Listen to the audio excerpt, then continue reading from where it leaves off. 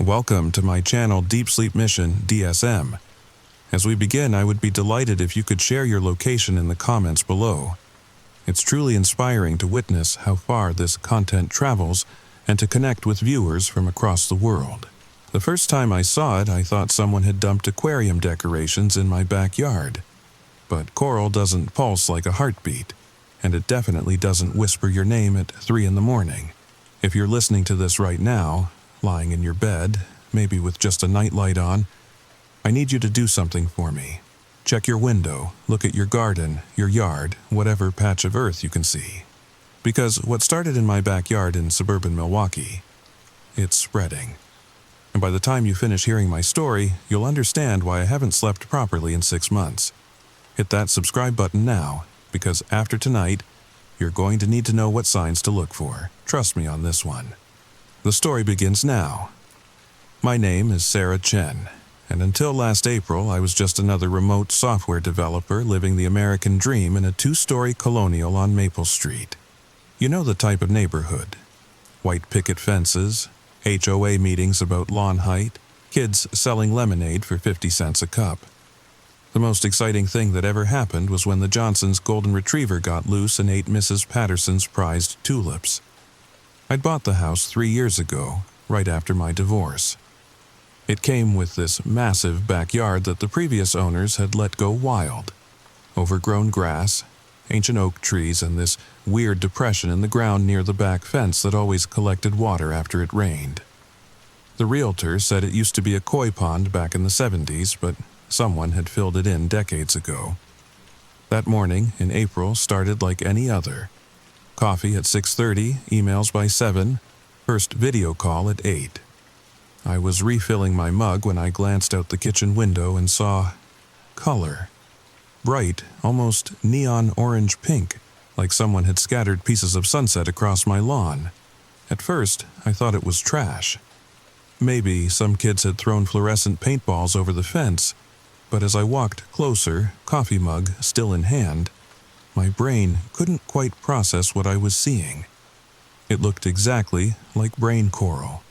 You know, those rounded, maze-patterned things you see in aquariums or documentaries about the Great Barrier Reef. Except, this was growing directly out of my grass, about 20 feet from where that old pond used to be. 3 distinct mounds, each about the size of a basketball, their surfaces covered in those signature ridges and valleys that made them look like, well, like exposed brains. I crouched down, careful not to spill my coffee. The texture was wrong. Real coral is hard, calcium carbonate built up over years. This felt rubbery, almost flesh-like, and warm. Definitely warm, which made no sense because it was barely 50 degrees that morning. "What the hell?" I muttered, reaching out to touch one of the ridges. The moment my finger made contact, the thing pulsed. Just once. Like a heartbeat. I jerked back so fast I did spill my coffee, the hot liquid splashing across my pajama pants. But I barely noticed the burn, because all 3 mounds were pulsing now, in perfect synchronization, expanding and contracting maybe half an inch with each breath. That's what it looked like they were breathing. I stood there for maybe 5 minutes, just watching. The logical part of my brain, the part that debugged code and solved problems for a living, was spinning through explanations. Some kind of fungus, a weird mushroom variety, but nothing in my mental database matched what I was looking at. The pulsing slowed, then stopped. The coral, or whatever it was, went still. I took about 50 photos with my phone, then went inside and did what any reasonable millennial would do. I posted on Reddit. Anyone know what this is? Found it growing in my backyard this morning. Located in Milwaukee, Wisconsin. Looks like coral, but growing on land. The responses came quickly. Everything from fake to call a botanist to dude, that's definitely aliens. One user, MarineBio_Steve, seemed to know what he was talking about. He said it was impossible, that coral needed salt water to survive, that the symbiotic relationship with zooxanthellae couldn't exist in terrestrial conditions. He demanded more photos, videos, exact GPS coordinates. I was typing a response when my neighbor, Jim Martinez, called over the fence. "Sarah, you got a minute?" Jim was in his 60s, retired plumber, the kind of guy who knew everyone's business but in a helpful way, not a nosy way. He was standing at the chain-link fence that separated our yards, wearing his usual Packers cap and looking concerned. "Morning, Jim. What's up? You notice anything weird in your yard? Gloria thinks she saw some kind of glow last night, like a light pink glow coming from over here." My stomach did a little flip. "A glow?" "Yeah, around 2, 3 in the morning. She gets up to pee. You know how it is when you get older. Anyway, she swears she saw light coming from your backyard. Thought maybe you got one of those fancy garden lights or something." I glanced back at the coral formations. In the morning sunlight, they looked almost mundane. Weird, sure, but not supernatural, not glowing. I did find something strange this morning. Want to take a look? Jim's eyes widened when he saw them. He whistled low, the sound you make when you're impressed but also a little scared. "Jesus, Mary, and Joseph, what in the hell is that? I was hoping you might know. You've lived here, what, 30 years? 32 this August." He leaned over the fence, squinting. "Never seen anything like it. But you know," he paused, rubbing his chin, "there were stories." "Stories?" "About this whole block, back when they built these houses in the 50s. The old-timers used to say this land was wrong. That's the word they used, wrong. I felt that chill you get when someone walks over your grave. Wrong how?" Jim shrugged. "Never got specifics, just that the developer had trouble. Equipment breaking down, workers getting sick. They found some Indian artifacts, Native American artifacts, and had to stop construction for a while. And there was something about the water table being weird. Salt deposits where there shouldn't be any, that kind of thing. Salt deposits in Wisconsin. That's what they said. Course, could just be old people talk. You know how stories get twisted over time." We stood there for a moment, both staring at the coral. Finally, Jim straightened up. "You want me to call my nephew? He works for the university biology department. Maybe he'd know what this is." "Yeah, that would be great. Thanks, Jim." He started to turn away, then paused. "Sarah, maybe don't touch those things again, just until we know what they are." Too late for that advice, but I nodded anyway. The rest of the day was a blur of work calls and distracted typing. I kept getting up to check the window. The coral formations hadn't moved or changed, but somehow their presence made it hard to concentrate. Every time I looked at them, I remembered that pulse against my fingertip. That sense of something alive, marine bio. _Steve had private messaged me 6 times, increasingly frantic about getting samples. Other Reddit users had reposted my photos to different subreddits. The consensus seemed to be that I'd either discovered something extraordinary or was pulling an elaborate hoax. Around 4 o'clock, Jim's nephew called. Dr. Marcus Martinez, assistant professor of marine biology at UW-Milwaukee. He sounded young, excited, and skeptical in equal measure. "My uncle says you've got coral growing in your backyard?" "That's what it looks like, but I'm no expert." "Can I come by?" "Like now? I can be there in 20 minutes. "Sure, of course." 19 minutes later, a beat-up Honda Civic pulled into my driveway. Dr. Martinez, call me Marcus, looked like he'd come straight from teaching. Rumpled button-down, khakis with a coffee stain, and the kind of enthusiasm that reminded me why I'd never gone into academia. His expression when he saw the coral was worth documenting.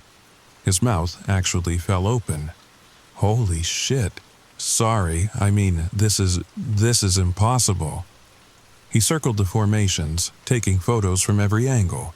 He had a whole kit with him. Sample containers, tools, even a portable microscope. When he knelt down to examine them closer, I warned him about the pulsing. Pulsing? Like movement? Like a heartbeat, when I touched it this morning. He gave me a look that was part excitement, part concern. "Did you feel anything else? Any numbness, tingling, allergic reaction?" "No, nothing like that."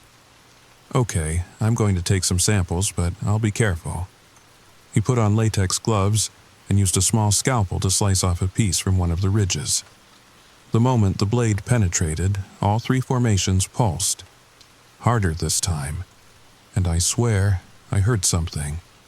A sound just at the edge of perception. Like a sigh or a whisper. Marcus heard it too.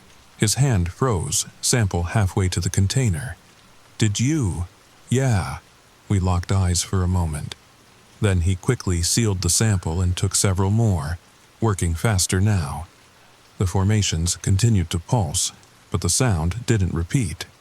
"I'm going to run these through every test I can think of," he said, packing up his kit. "Cell structure, chemical composition, DNA if there is any. This could be... if this is really coral adapting to terrestrial conditions, it would revolutionize our understanding of evolution, adaptation, everything. And if it's not coral," he paused at that. "Then we're looking at something even more interesting. I'll call you as soon as I know anything. In the meantime..." He glanced at the formations again. They'd stopped pulsing, gone back to their eerie stillness. Maybe put some barriers around them. Keep pets away, that kind of thing. After he left, I followed his advice. I had some leftover chicken wire in the garage, and I made a rough fence around the coral. It looked ridiculous, like I was protecting the world's weirdest garden feature, but it made me feel better. That night, I ordered takeout from the Chinese place on Water Street and tried to work on a project deadline. But I kept finding myself at the kitchen window, staring out at the backyard. As the sun set, the coral took on different colors. Deep purple, then almost black. Just trick of the light, I told myself. I went to bed around 11, earlier than usual but exhausted from the strange day. I left my bedroom window cracked open. I always did in spring, loving the fresh air after winter's sealed-in staleness. I woke up at 3:17 a.m. I know the exact time because I looked at my phone, that automatic gesture we all do when something wakes us in the night. At first, I didn't know what had pulled me from sleep. Then I heard it. Whispering, not words exactly, more like the sound of whispering. That soft, sibilant murmur of voices too quiet to understand. It was coming from outside. I lay there, heart hammering, trying to convince myself it was just wind in the trees. But there was no wind. The curtains hung perfectly still in the open window. Slowly, I got out of bed and crept to the window. The backyard was bathed in a soft pink glow, exactly like Jim had described. The coral formations were the source, pulsing with bioluminescent light, beautiful and terrifying in equal measure. And they'd grown. Where there had been 3 basketball-sized mounds, there were now 5. The 2 new ones were smaller, maybe volleyball-sized, but unmistakably the same type of growth. The chicken wire fence I'd built was already pushed outward, straining against the expansion. The whispering grew louder. Still no words, but there was a rhythm to it, like a conversation or a chant. Multiple voices overlapping, some lower, some higher. All of them coming from the coral. I grabbed my phone and started recording, hands shaking so badly it took 3 tries to hit the right button.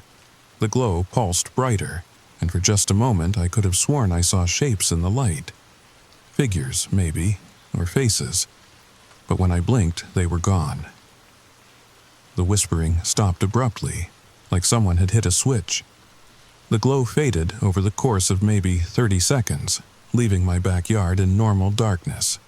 But I could still see the coral in the moonlight, and I could see that it had definitely spread. What had been maybe 6 feet of affected ground was now closer to 10. I didn't sleep the rest of the night. By morning, I'd convinced myself I'd been half dreaming. Stress from work, too much coffee, weird day with the coral discovery. It all added up to my brain playing tricks, right? But when I checked my phone, the video was there. 2 minutes and 37 seconds of that pink glow, that whispering. The audio was clearer on playback than it had seemed in the moment. Still no words, but the rhythm was undeniable. Like breathing, or like waves against a shore. I sent the video to Marcus before I could lose my nerve. His response was immediate. On my way, don't go near them. While I waited, I made coffee with shaking hands and stared out the kitchen window. In daylight, the coral looked almost innocent. Pretty, even. The 2 new growths were definitely there. Smaller than the originals, but with the same brain-like texture. The chicken wire was bent outward in places, testament to their overnight expansion. My phone buzzed. A text from Jim. Gloria says the glow was brighter last night. You okay? I wasn't sure how to answer that, so I just sent back, Marcus is coming to look at it. He arrived looking like he hadn't slept either. His usual academic dishevelment was replaced by something more manic. Hair sticking up, shirt buttoned wrong, a wild look in his eyes. The samples, he said without preamble. They're not coral. What do you mean? I mean, they're not coral, they're not fungus, they're not any kind of plant or animal I can identify. The cellular structure is...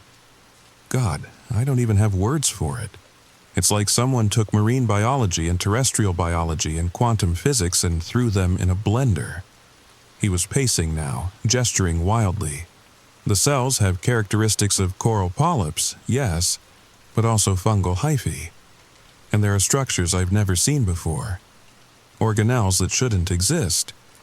And the DNA... He laughed, but it wasn't a happy sound. Assuming it even is DNA. The base pairs don't match anything in any database. It's like it's from another planet. Marcus, slow down. What are you saying? He stopped pacing and looked at me. Really looked at me. I'm saying I have no idea what's growing in your backyard, but I can tell you what it's doing. It's converting matter at the molecular level. Taking minerals from your soil and transforming them into whatever it needs to grow. And based on the metabolic rate I observed, it's doing it about 1,000 times faster than any known organism. The glow, I said. The whispering. Show me the video. We watched it together on my phone. His face went pale. Bioluminescence could explain the glow, he said slowly. Lots of marine organisms produce light. But the sound, he replayed it, holding the phone close to his ear. That's not biological. That's something else. Something else like what? I don't know, but I think we need to contact some colleagues, real experts. This is beyond what I can handle alone. We went outside together. In the morning light, I could see details I'd missed before. The surface of the coral wasn't uniform. There were patterns in the ridges, almost like writing. Or maybe that was just my pattern-seeking brain making connections that weren't there. Marcus knelt by the new growths, careful not to touch them. They weren't here yesterday? No, they appeared overnight. Growth rate is accelerating then. He took more photos, measurements, soil samples from around the perimeter. Sarah, I need to ask, have you experienced any other effects? Headaches, nausea, strange dreams? I hesitated. Dreams? Yeah, but I figured it was just stress. What kind of dreams? How could I explain the dreams I'd been having since I touched the coral? Dreams of vast underwater cities, of things that swam in darkness between buildings of impossible geometry. Dreams where I breathed water and spoke in whispers that weren't words. Just ocean dreams, swimming, that kind of thing. He nodded, like that made perfect sense. The spores, or whatever reproductive method it's using, might be psychoactive, affecting your brain chemistry. You should probably stay somewhere else until we figure this out. I can't just leave my house. Sarah, this thing doubled in size overnight. At that rate. He did quick calculations on his phone. At that rate, it'll cover your entire yard in less than a week.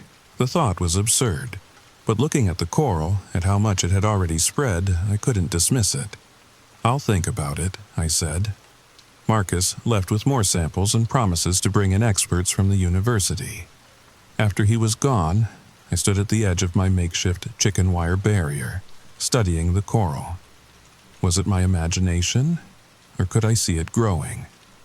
Tiny incremental expansions, like watching the hour hand on a clock. I went inside and tried to work, but concentration was impossible. Every few minutes I was back at the window. By noon, I was sure the coral had spread another few inches. By 2 o'clock, one of the formations had definitely changed shape, developing a new ridge that hadn't been there before. My phone rang. Unknown number, but the area code was local.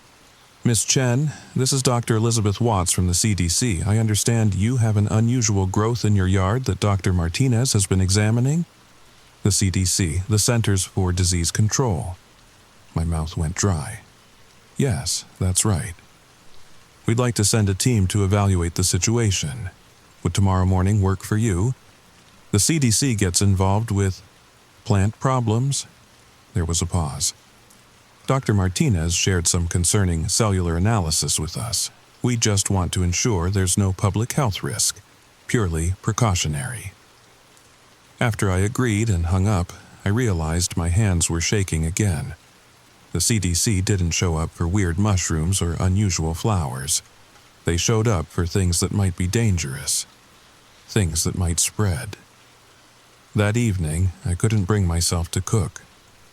I ordered pizza and ate it standing at the kitchen window watching the sunset over my backyard. As the light faded, I waited for the glow to start. It came earlier than the night before. Still subtle at first, but by full dark, my backyard looked like it was lit by pink floodlights. The coral pulsed in that rhythm I was starting to recognize. Like a heartbeat, but slower, more deliberate. The whispering started at 11:43 p.m. This time, I was ready. I had my phone set up on a tripod recording. I'd even borrowed a better microphone from my podcast-obsessed neighbor. The sound was clearer now, and with the better equipment I could almost make out patterns. Not words in any language I knew, but something structured. Something intentional. I watched from my bedroom window as the glow intensified. The shapes I thought I'd seen the night before were back, clearer now. They moved within the light, tall and impossibly thin, bending in ways that hurt to follow with my eyes. They seemed to be tending the coral, moving between the formations with purpose. One of them turned toward my window. I ducked down, heart hammering, which was ridiculous. They were just tricks of light, phosphorescent patterns creating illusions. But I couldn't shake the feeling that something had looked at me, seen me watching. When I finally got the courage to peek again, the figures were gone. But the coral had spread. A lot. What had been 10 feet of coverage was now at least 15. And there were new growths, smaller ones, scattered between the main formations like seedlings. The chicken wire barrier was completely overwhelmed. I didn't sleep that night either. I sat on my bed, laptop open, researching everything I could find about anomalous growths, unexplained phenomena, anything that might give me a clue about what was happening in my backyard. Most of it was conspiracy theory garbage, but a few things stood out. Reports from the 1920s about living stones found in the Arizona desert that grew and whispered at night. A 1978 incident in Japan where an entire village was evacuated after singing moss covered 30 homes in 48 hours. A Reddit thread from just 2 years ago about coral-like growths appearing in a basement in Portland, Oregon. That user had deleted their account and all their posts were gone, but the comments remained. People joking at first, then growing concerned as the user's posts apparently became more frantic. The last comment in the thread from a different user simply said, "Has anyone heard from Ocean Dreamer 97? It's been 3 weeks." I closed my laptop and made a decision. In the morning, after the CDC visit, I was going to a hotel, just for a few days, until someone figured out what this was and how to stop it. It was probably overkill, but better safe than sorry. I dozed off around dawn, exhausted beyond measure. The dreams were worse this time. I was underwater, but also somehow on land, in a place where the distinction didn't matter.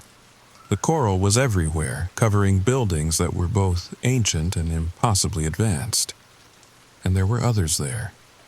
Not the tall figures from the light, but things like me, that used to be like me. They welcomed me in whispers that I almost understood, showing me how to let the coral take root, how to feed it with thoughts and dreams and the salt of my body. I woke gasping, my mouth full of the taste of seawater. The CDC team arrived at 8 a.m. sharp. 3 people in white hazmat suits, though they called them protective equipment. Like that was somehow less alarming. They had a van full of equipment and the kind of serious expressions that made my stomach clench. Dr. Watts was the lead, a woman in her 50s with steel-gray hair and eyes that missed nothing. She shook my hand firmly, despite the latex gloves. "Miss Chen, thank you for agreeing to this. I want to assure you this is just precautionary. We've seen unusual fungal growths that can cause respiratory issues. We want to rule that out." Fungal growths? Sure. That's why they needed hazmat suits. I led them to the backyard and watched their professional composure crack. Dr. Watts actually took a step back. One of her colleagues whispered, "Jesus Christ!" The coral had spread through the night more than I'd realized. It now covered a rough circle maybe 25 feet in diameter. The main formations had grown taller, the largest now reaching almost to my waist. And the patterns. In daylight, the patterns in the ridges were undeniable. They spiraled and curved in ways that suggested language, or music, or mathematics. Maybe all 3. "How long has it been growing?" Dr. Watts asked, her voice carefully controlled. "I found it yesterday morning. So, about 36 hours. And the rate of expansion? Accelerating. It doubles in size roughly every 12 hours. She turned to look at me sharply. "You've been monitoring it that closely?" I thought about the videos on my phone, the sleepless nights watching from my window. It's hard not to notice when something's taking over your yard. They spent 3 hours doing tests. Soil samples, air samples, radiation readings, electromagnetic field measurements. They had equipment I couldn't identify, devices that clicked and hummed and occasionally sent one of them scurrying back to the van for different tools. Dr. Watts interviewed me extensively, not just about the coral, but about my health, my history, my house. Had I traveled recently? No. Had I ordered anything from overseas? Just electronics from Japan months ago. Had I noticed any unusual insect or animal activity? Now that she mentioned it, where were all the birds?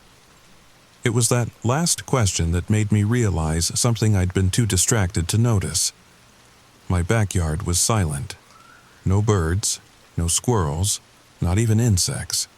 The surrounding yards had the normal suburban soundtrack of life, but mine was as quiet as a held breath.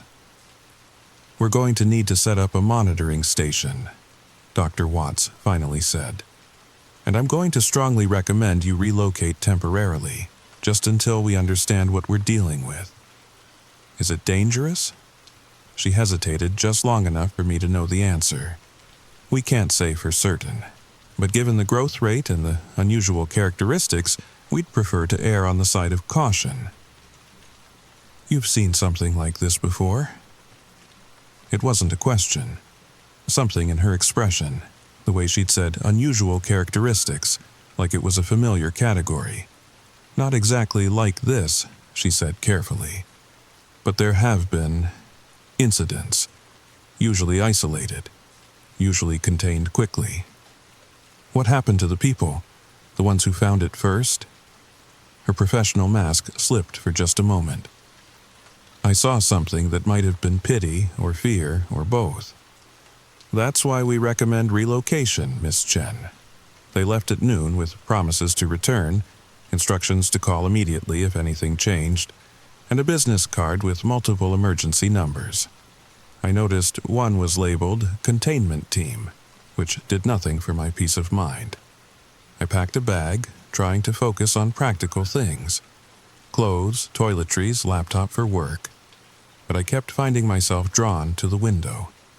The coral basked in the afternoon sun, its surface seeming to ripple like water. Beautiful and alien and growing, always growing. Marcus called as I was loading my car. "Sarah, I've been digging into this. You need to see what I found." "Can it wait? The CDC just told me to leave, and it's about your land, the history. I don't think this is the first time." Something in his voice made me pause. "What do you mean?"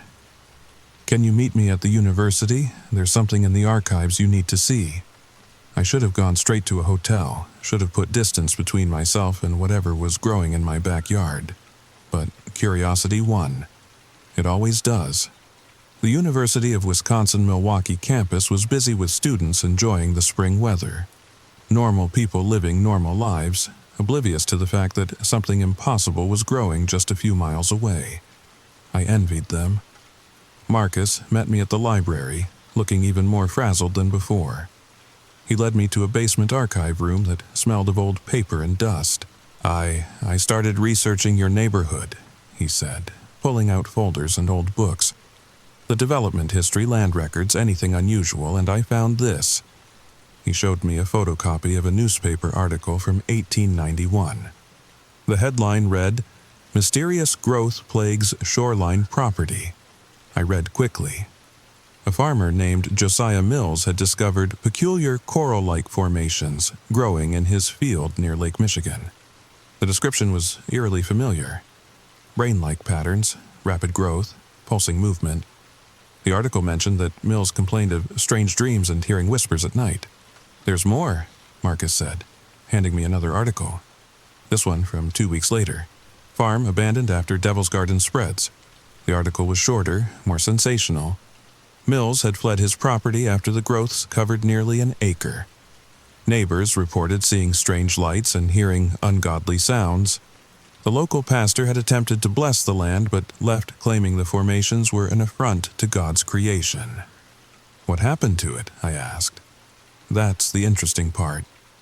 Marcus pulled out a land survey map. The growths died off after Mills left, just turned to powder and blew away. The land was sold cheap, eventually subdivided. Your house sits right about... He traced his finger along the old property lines. "Here, right where Mills's farmhouse used to be." I stared at the map, my mind racing. So this has happened before. At least once, maybe more. I found references to indigenous stories about hungry ground in this area, places where the earth tried to become ocean, but the details are vague. The CDC woman said there had been incidents. Plural? Marcus nodded grimly. "I've been calling colleagues all day. Marine biologists, mycologists, anyone who might have seen something similar. Most think I'm crazy, but a few got real quiet when I described it. One professor in Japan sent me this." He opened his laptop and showed me photos. Coral-like growths in what looked like a warehouse. The timestamp was from 2019. The next photos showed the same warehouse filled with what looked like salt water, despite being miles from the ocean. The last photo was just a sign in Japanese and English. "Area condemned, no entry." He wouldn't tell me more, just said they were lucky it was contained to one building. "Lucky," I repeated. The word felt hollow. We sat in silence for a moment, surrounded by evidence that whatever was in my backyard wasn't unique, wasn't new, was maybe something that tried again and again to establish itself in our world. "Sarah," Marcus said quietly, "I think you should stay away from your house, not just temporarily, maybe permanently. It's my home. It was Josiah Mills' home too." My phone buzzed. A text from Jim. "Sarah, something's wrong. The glow is visible in daylight now, and Gloria says she can hear it inside our house." I showed Marcus the text. His face went pale. "It's spreading faster. The boundary. It's not containing it anymore." We left the library quickly. I should have driven to a hotel, to the airport, to anywhere else. But I went home. I had to see. The scene that greeted me was surreal. 2 CDC vans were parked on my street along with a Milwaukee police car. My neighbors were gathered in small groups, pointing and whispering. And my backyard, the coral was visible above my fence line now. The tallest formation had to be 5 feet high, swaying slightly despite the still air. The pink glow was indeed visible even in late afternoon sunlight, a soft aurora that made the air itself look diseased. Dr. Watts intercepted me before I could get closer. "Miss Chen, I need you to stay back. We're establishing a perimeter." "A perimeter? It's my house?" "Not anymore." Her voice was firm, but not unkind. "I'm sorry, but we're initiating containment protocols. This has moved beyond a simple investigation." Containment protocols. What does that mean? She didn't answer directly. "Do you have somewhere to stay? Family? Friends?" Yes. But my things. We'll retrieve what we can once the situation is stable. For now, I need you at least 500 feet from the property." I let her guide me to the police line they were establishing. My neighbors looked at me with a mixture of sympathy and fear. Jim and Gloria were there, Gloria clutching Jim's arm. "Sarah, honey, are you okay?" Gloria asked. "I don't know," I answered honestly. Behind us, more vehicles arrived. People in hazmat suits began erecting some kind of barrier around my property. Orange plastic sheeting, like the world's most ominous construction project. "They can't stop it," a voice said beside me. I turned to find an elderly man I didn't recognize. He was wearing a veteran's cap and had the kind of deep-set wrinkles that came from decades of hard living. "Excuse me, the coral. They can't stop it. My grandfather saw it in 1891, said it ate Josiah Mill's dreams until there was nothing left but salt and whispers." "You know about Mills?" He smiled sadly. "Family legend. Grandpa was one of the neighbors who found him wandering the road, talking about the ocean coming to claim the land. Everyone thought he was mad, but Grandpa saw the coral before it died. Said it was the most beautiful, terrible thing he'd ever witnessed." "Why did it die?" "After Mills left." The old man shrugged. "Maybe it needed him. Maybe it feeds on more than just soil." He looked at me with rheumy eyes that seemed suddenly sharp. "You touched it, didn't you? That's why it's growing so fast. It knows you now." Before I could respond, he shuffled away, leaving me with a chill that had nothing to do with the evening air. As the sun set, the glow from my backyard intensified. Even through the barrier they'd erected, pink light leaked out, painting the surrounding houses in shades of coral, and the sound, we could all hear it now. That whispered chorus, louder than before, almost musical. Dr. Watts approached me again, her expression grim. "We need to evacuate the immediate area, just for tonight. We have hotels arranged." A crack like breaking glass interrupted her. The barrier bulged outward, and through a tear in the orange plastic I could see movement. The coral was growing impossibly fast now, formations rising like time-lapse footage of mushrooms after rain. But that wasn't the worst part. The worst part was the figures walking between them. Tall, translucent, made of the same coral stuff but given form and purpose. They moved with deliberate grace, tending to the growths like gardeners. One turned toward us, and I saw its face. It was mine. The evacuation was chaos. Sirens shouting, neighbors grabbing children and pets as the CDC team herded everyone beyond their perimeter. I couldn't move, couldn't look away from that coral figure with my face, my features rendered in living pink ridges and valleys. It tilted its head at the exact angle I did when confused, raised a hand in a gesture I recognized as my own nervous habit. "Move! Now!" Dr. Watts grabbed my arm, pulling me backward as the barrier completely collapsed. The coral surged forward like a slow-motion wave, each new growth point spawning others in an exponential cascade. We ran. Everyone ran. Behind us, I could hear the whispers rising to a roar, no longer trying to hide their words. They spoke in a language older than continents, but somehow I understood. Come home. Come to the deep. The land remembers when it was ocean. They put us in a Hampton Inn 12 miles away. 37 evacuated families crammed into a hotel that suddenly felt like a refugee center. The lobby television played local news on repeat. Mysterious growth forces neighborhood evacuation. But the reporters had no real information. Just aerial shots of my neighborhood cordoned off. Men in hazmat suits and speculation about gas leaks or chemical spills. Jim and Gloria had the room next to mine. Through the thin walls I could hear Gloria crying, Jim's low voice trying to comfort her. Other neighbors passed in the halls, some shooting me accusatory looks. Everyone knew it had started in my yard. I sat on the polyester bedspread and watched my phone. Messages poured in. Worried friends who'd seen the news. Work colleagues wondering if I was okay. Marcus sending increasingly frantic texts about new research findings. But I couldn't focus on any of it. Every time I closed my eyes, I saw that choral duplicate of myself, perfect and wrong. At 3:17 a.m., always 3:17, I was beginning to notice, my phone rang. Unknown number. Sarah. The voice was mine but not mine, like hearing a recording of yourself with the bass turned up and the tempo slowed. Why did you run? My throat closed. I couldn't speak. We've been waiting so long. First the farmer, now you. The land is ready to remember, to return. What are you? I whispered. I'm you. The you that accepts what's coming. The you that understands. Look at your hand, Sarah. I didn't want to, but I looked. There, on my palm where I'd first touched the coral, was a small pink ridge. Like a scar, but raised. Like coral growing beneath my skin. It's already begun.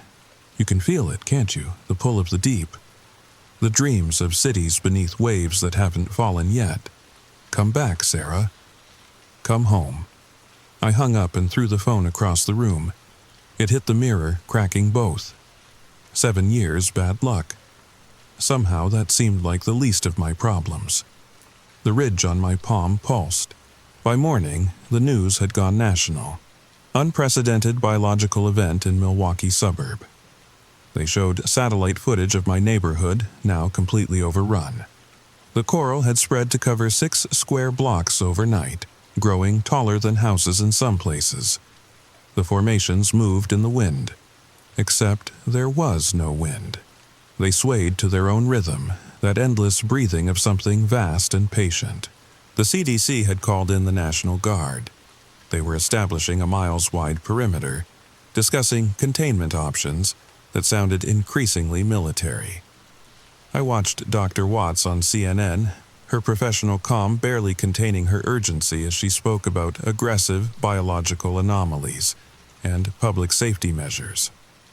Marcus burst into my hotel room without knocking. Sarah, I figured it out, part of it anyway. He was carrying an armload of printouts, old books, a tablet showing complex diagrams. It's not from here, not from Earth. You mean like aliens? No, yes, maybe, look. He spread papers across the bed. I've been analyzing the cellular structure, the growth patterns, everything. It matches theoretical models for extremophile organisms that could survive in the deep ocean vents of Europa. Jupiter's moon. But that's not the important part. He pulled up an image on his tablet. A map of ocean currents from millions of years ago when Wisconsin was underwater. This whole region was an ancient seabed, the Western Interior Seaway, and right here, he pointed to where Milwaukee now stood, was one of the deepest points, a place where the geology is still confused, still remembers being ocean floor. You're saying the coral is trying to turn the land back into ocean. I'm saying maybe it never accepted that the ocean left. He looked at me intently. Sarah, show me your hand. I hesitated, then extended my palm. The ridge had grown overnight, branching into delicate patterns, beautiful and terrible. just like the old man had said. Marcus's face went white. How long? Since I touched it, that first morning. We need to tell the CDC. They need to know it can infect people. No. The word came out harsher than I intended. They'll quarantine me, study me. I'll end up in some lab being dissected. Sarah. I said no, Marcus. He stared at me, and I saw fear creep into his eyes. Not of the coral, but of me, of what I might be becoming. Your voice, he said quietly. It sounds different. Did it? I hadn't noticed. But now that he mentioned it, there was a resonance in my chest when I spoke, like an echo of deeper waters. My phone buzzed with an emergency alert. Evacuation zone expanded. All residents within 5 miles of affected area must relocate immediately. Through the hotel window, I could see the horizon tinged pink. The coral's glow was visible even in daylight now, even from 12 miles away. How far would it spread? How fast? There's more, Marcus said, his voice strained. I found other incidents, not just Japan and Oregon. Madagascar, 1987, Northern Scotland, 1962, the Atacama Desert, of all places, 1934. Always the same pattern, rapid growth, containment failure, and then what? The records stop. The areas are just empty, quarantined, forbidden. Some are still guarded by military forces who won't say why. The ridge on my palm pulsed, and I heard whispers at the edge of perception. Not from outside, but from within. My blood carrying messages in a language older than words. I need to go back, I heard myself say. What, Sarah? No, you can't. I have to. Don't you see? It won't stop. Not until it has what it wants. What does it want? I looked at him, and I could see my reflection in his glasses. My eyes had changed color, still brown, but with flecks of pink, like coral sand. Me. It wants me. The evacuation of the hotel was even more chaotic than the neighborhood. The guard troops looked scared.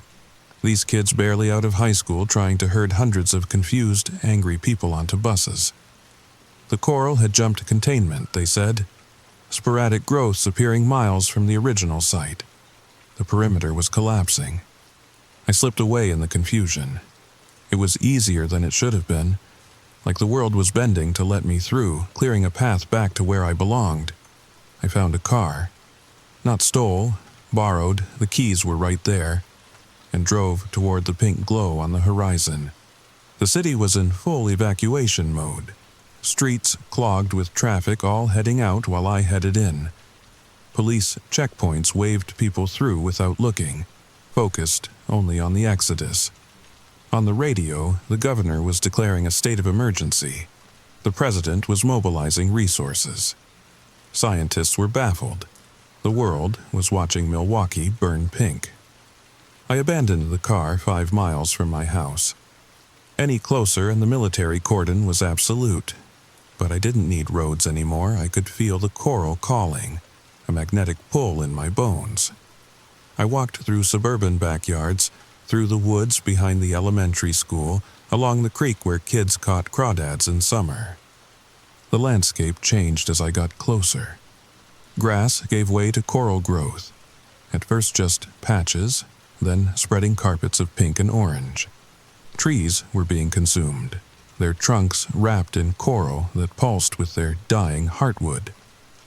The air itself felt different, thicker, salt-tinged, like the promise of ocean. I reached the original perimeter as the sun was setting. The orange barriers were long gone, consumed or discarded. Military vehicles sat abandoned, their crews pulled back to safer distances. And beyond, my neighborhood was unrecognizable. A coral reef reaching for the sky, formations towering 30-40 feet high. They had taken the shapes of the houses they'd consumed, ghostly echoes of suburban architecture rendered in living stone. Windows were gaps that breathed. Doors were mouths that whispered. and walking among them were the others.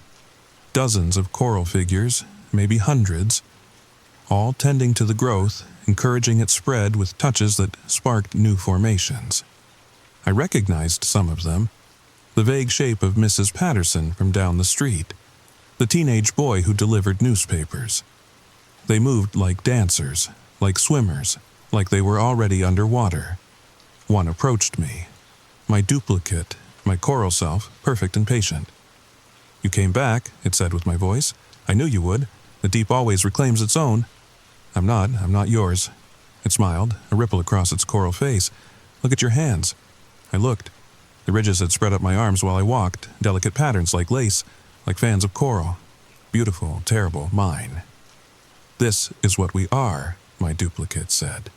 "What we've always been, beneath the skin. The ocean never left, Sarah. It just learned to hide, to wait, to grow in the spaces between what is and what was. Why me? Why here? Not just you, not just here. All over the world, the deep is waking, rising, reclaiming. You're just the first to accept it, to stop fighting the tide." I thought about the quarantine zones Marcus had found. Empty spaces on maps where something had tried to break through. How many times had this happened? How many times had it failed? What happens to the people? They become what they always were, what everything was, before the land forgot it was ocean floor, before the sky forgot it was underwater. "Look." It gestured to the coral city growing around us, and I could see it now. Not destruction, but transformation. Not ending, but becoming. The whispers weren't threats, they were welcomes. They were songs of homecoming. "Will it hurt?" I asked. "Did it hurt when you were born? When you took your first breath? This is just another kind of breathing." I could feel the coral beneath my skin now, spreading through my veins like slow lightning. My thoughts were becoming stranger, deeper.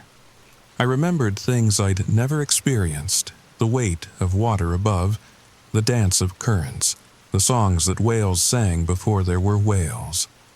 "The others," I said. "The ones who ran, what happens to them? The tide rises, the tide falls, but always, always it returns. They'll understand in time, or their children will, or their children's children. The deep is patient, Sarah. It has all the time in the world." My phone rang one last time. Marcus, probably, or the CDC or someone else who thought they could stop this. I let it ring. The sound was tinny, artificial. Nothing like the vast chorus of whispers that filled my ears, my mind, my transforming bones. "Are you ready?" my coral self asked. I looked at my hands one more time. They were beautiful now, ridged and patterned like living art. I could feel my lungs changing, preparing for a different kind of breathing. My eyes saw new colors in the pink light. Ultraviolet coral, infrared whispers, the whole spectrum of the deep. I'm ready. It took my hand, my new hand, my coral hand, and led me deeper into the reef that had been my neighborhood. With each step I felt myself changing, not dying, not even really leaving, just coming home. Behind us, the coral continued to spread. Milwaukee was falling, returning, remembering. The quarantine would fail, the military would retreat. The world would watch in horror as the ocean reclaimed its ancient territory. But I wouldn't see it. I was already somewhere else, somewhere deeper, somewhere that had always been waiting, patient as stone, inevitable as the tide.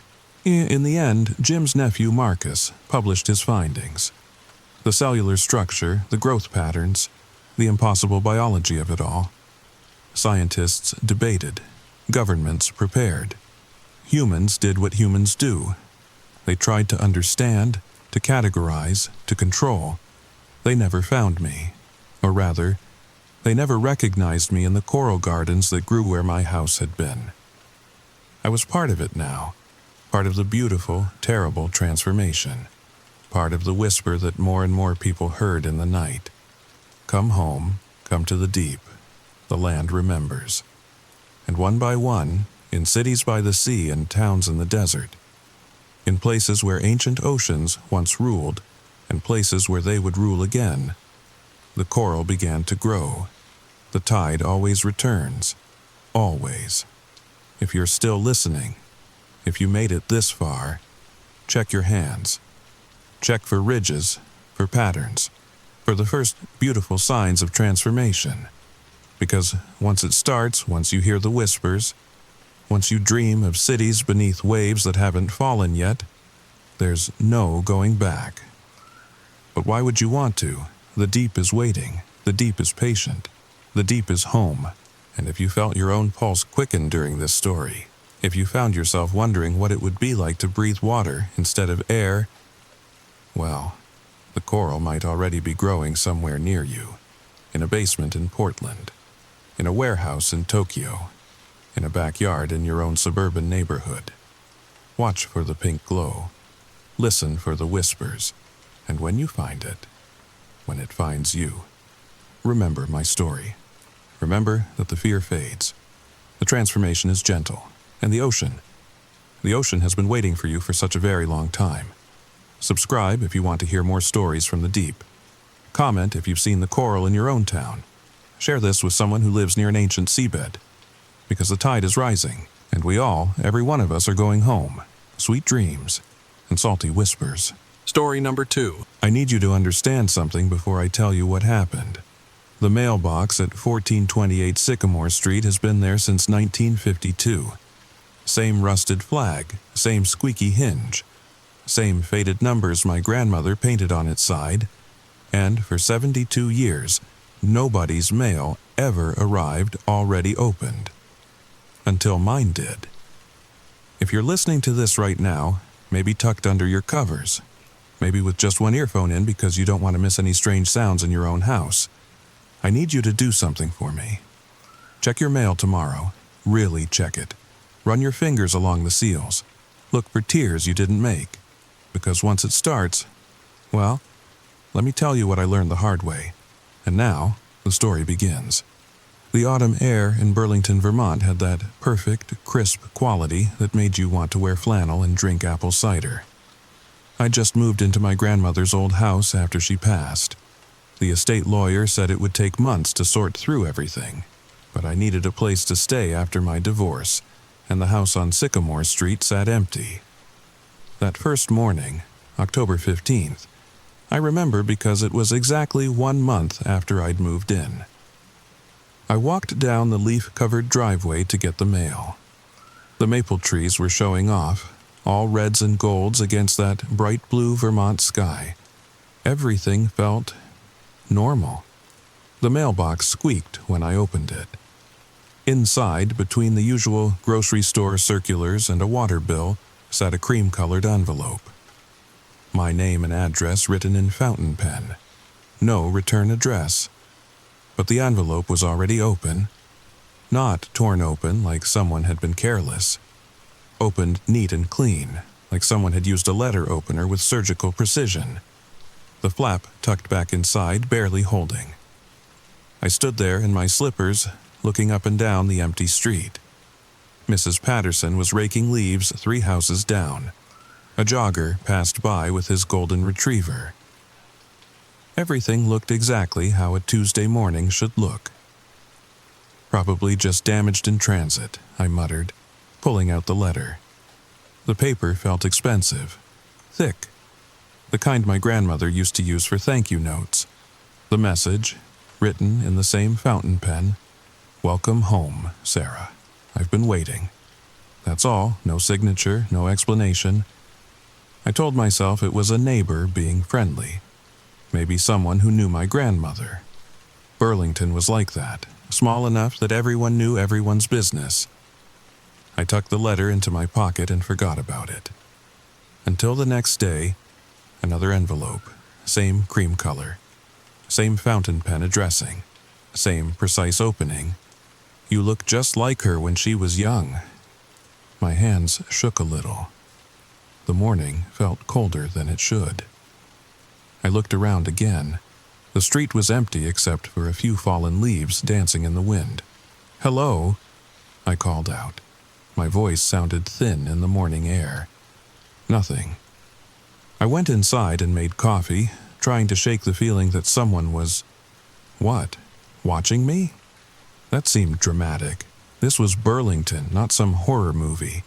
The scariest thing that happened here was when the local coffee shop ran out of maple scones. But I found myself peeking through the curtains throughout the day, checking the locks twice before bed. The third letter arrived on Thursday. She used to leave cookies on the porch for me. Snickerdoodles. Do you know her recipe? Now, I was genuinely unsettled. Someone knew my grandmother. Someone who was, what, opening my mail? Or were they sending these letters pre-opened, but why? I decided to get clever. That afternoon I drove to the post office on Pine Street. "Excuse me," I said to Derek, the postal worker who'd been there since I was a kid visiting my grandmother. "I've been having an issue with my mail arriving already opened." Derek frowned, his thick eyebrows meeting in the middle. "Already opened? That's not possible, Sarah. We don't open mail. That's a federal crime." "I know, but..." "You sure it's not just damaged? Sometimes the sorting machines can catch an envelope wrong." I pulled out that morning's letter, showing him the precisely opened flap. He studied it, turning it over in his hands. "That's unusual," he admitted. "Clean-cut, almost like... but no, that doesn't make sense." "Like what?" He shook his head. "Nothing, just... I'll keep an eye out, make sure your mail's secure." But I saw something in his eyes. Recognition? Fear? He handed the letter back quickly, like it might burn him. That night, I couldn't sleep. Every creak of the old house sounded like footsteps. Every whisper of wind sounded like someone trying the doorknob. At 3 a.m., I gave up and made chamomile tea, sitting at my grandmother's kitchen table. That's when I noticed it, the cookie jar on the counter. I hadn't touched it since moving in. Grandmother's ceramic jar shaped like a pumpkin, perfect for October. I opened it, expecting dust or maybe some ancient cookies. Inside was a fresh batch of snickerdoodles. Still warm. I didn't sleep for the rest of the night. Just sat there, staring at those impossible cookies. When the sun finally came up, I threw them in the trash. All of them. And took the bag straight to the outdoor bin. The next letter was waiting for me. Already opened, of course. "That wasn't very polite, Sarah. Your grandmother raised you better." I drove straight to the police station. Officer Martinez listened patiently while I explained everything. The letters, the cookies, the feeling of being watched. She took notes in a small pad, nodding occasionally. "Has anyone threatened you directly?" she asked. "No, but any property damage? Break-ins?" "No." "I understand this is unsettling," she said, using that careful tone people use when they think you're overreacting. "But without a direct threat or crime, there's not much we can do. Maybe install a security camera. They're pretty affordable now." I left feeling foolish. Maybe I was overreacting. Maybe someone was just being aggressively neighborly.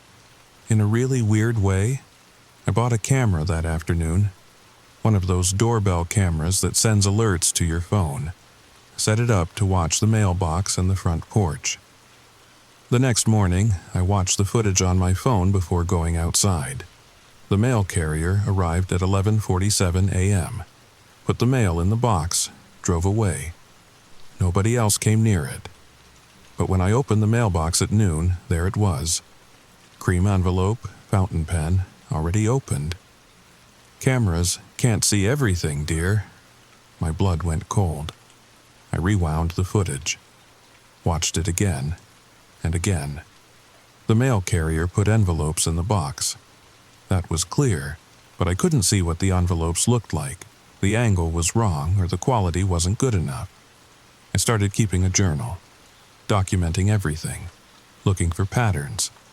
The letters always came on weekdays, never weekends.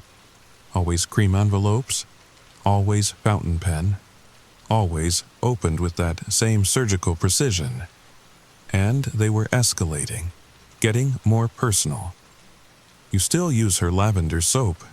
I can smell it when you pass by. You should water the rosemary. She'd be disappointed to see it dying. You talk in your sleep, just like her. That last one made me install more cameras. Inside the house. Every room except the bathroom. I know how that sounds. Paranoid, crazy even. But I needed to know. The footage showed nothing. I slept alone, talked to no one but myself, and occasionally to my cat, Mochi. But somehow someone knew things. Private things. I called my mom in California. Maybe you should come stay with us for a while, she suggested. That house has a lot of memories. It might be too much. I'm not imagining this, Mom. I didn't say you were, but stress can make us interpret things differently. Even she didn't believe me. Not really. 3 weeks into the letters, I noticed something else. Something that made my skin crawl. The handwriting. I'd been so focused on the content I hadn't really looked at the writing itself. But sitting at the kitchen table, comparing all the letters I'd saved, I saw it. The handwriting was changing, evolving.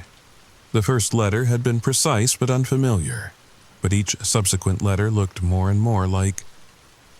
I ran to my grandmother's study, pulled out a box of her old correspondence, birthday cards she'd saved, letters to friends, her recipe cards. By the 15th letter, the handwriting was identical to my grandmother's. Perfect, every loop, every curve. But that was impossible. My grandmother had been dead for 6 months. I'd been at her funeral, seen her buried at Lakeview Cemetery, unless... That night, I did something I'm not proud of, something desperate. I drove to Lakeview Cemetery at midnight. The gates were locked, but I knew the spot where local teenagers snuck in. The hole in the fence behind the maintenance shed. My grandmother's grave looked undisturbed in the moonlight. The headstone still new, still sharp-edged. The grass starting to grow over the disturbed earth. I'm losing it, I whispered to her headstone. Gran, I'm actually losing it. That's when I heard it. Soft. So soft, I almost missed it. The sound of paper rustling. I spun around, my phone's flashlight sweeping across the cemetery. Nothing but headstones and shadows.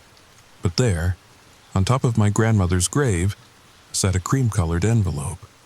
My hands shook as I picked it up. Already opened, of course. You came, just like I knew you would, just like she used to. I ran, sprinted back to my car, tearing my jacket on the fence. I drove home with my hands white-knuckled on the steering wheel. But when I got home, all the lights in the house were on.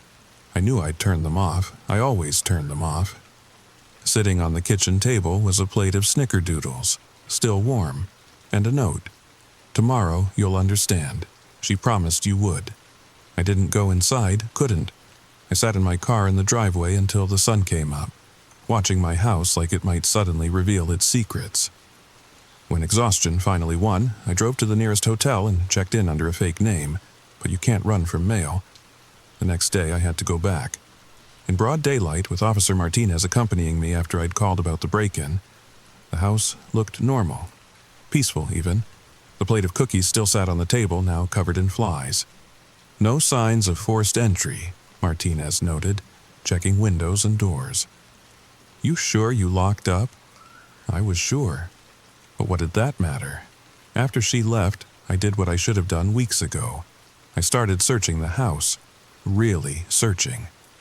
Not just living in it, but investigating it like it was a crime scene. My grandmother had lived there for 50 years.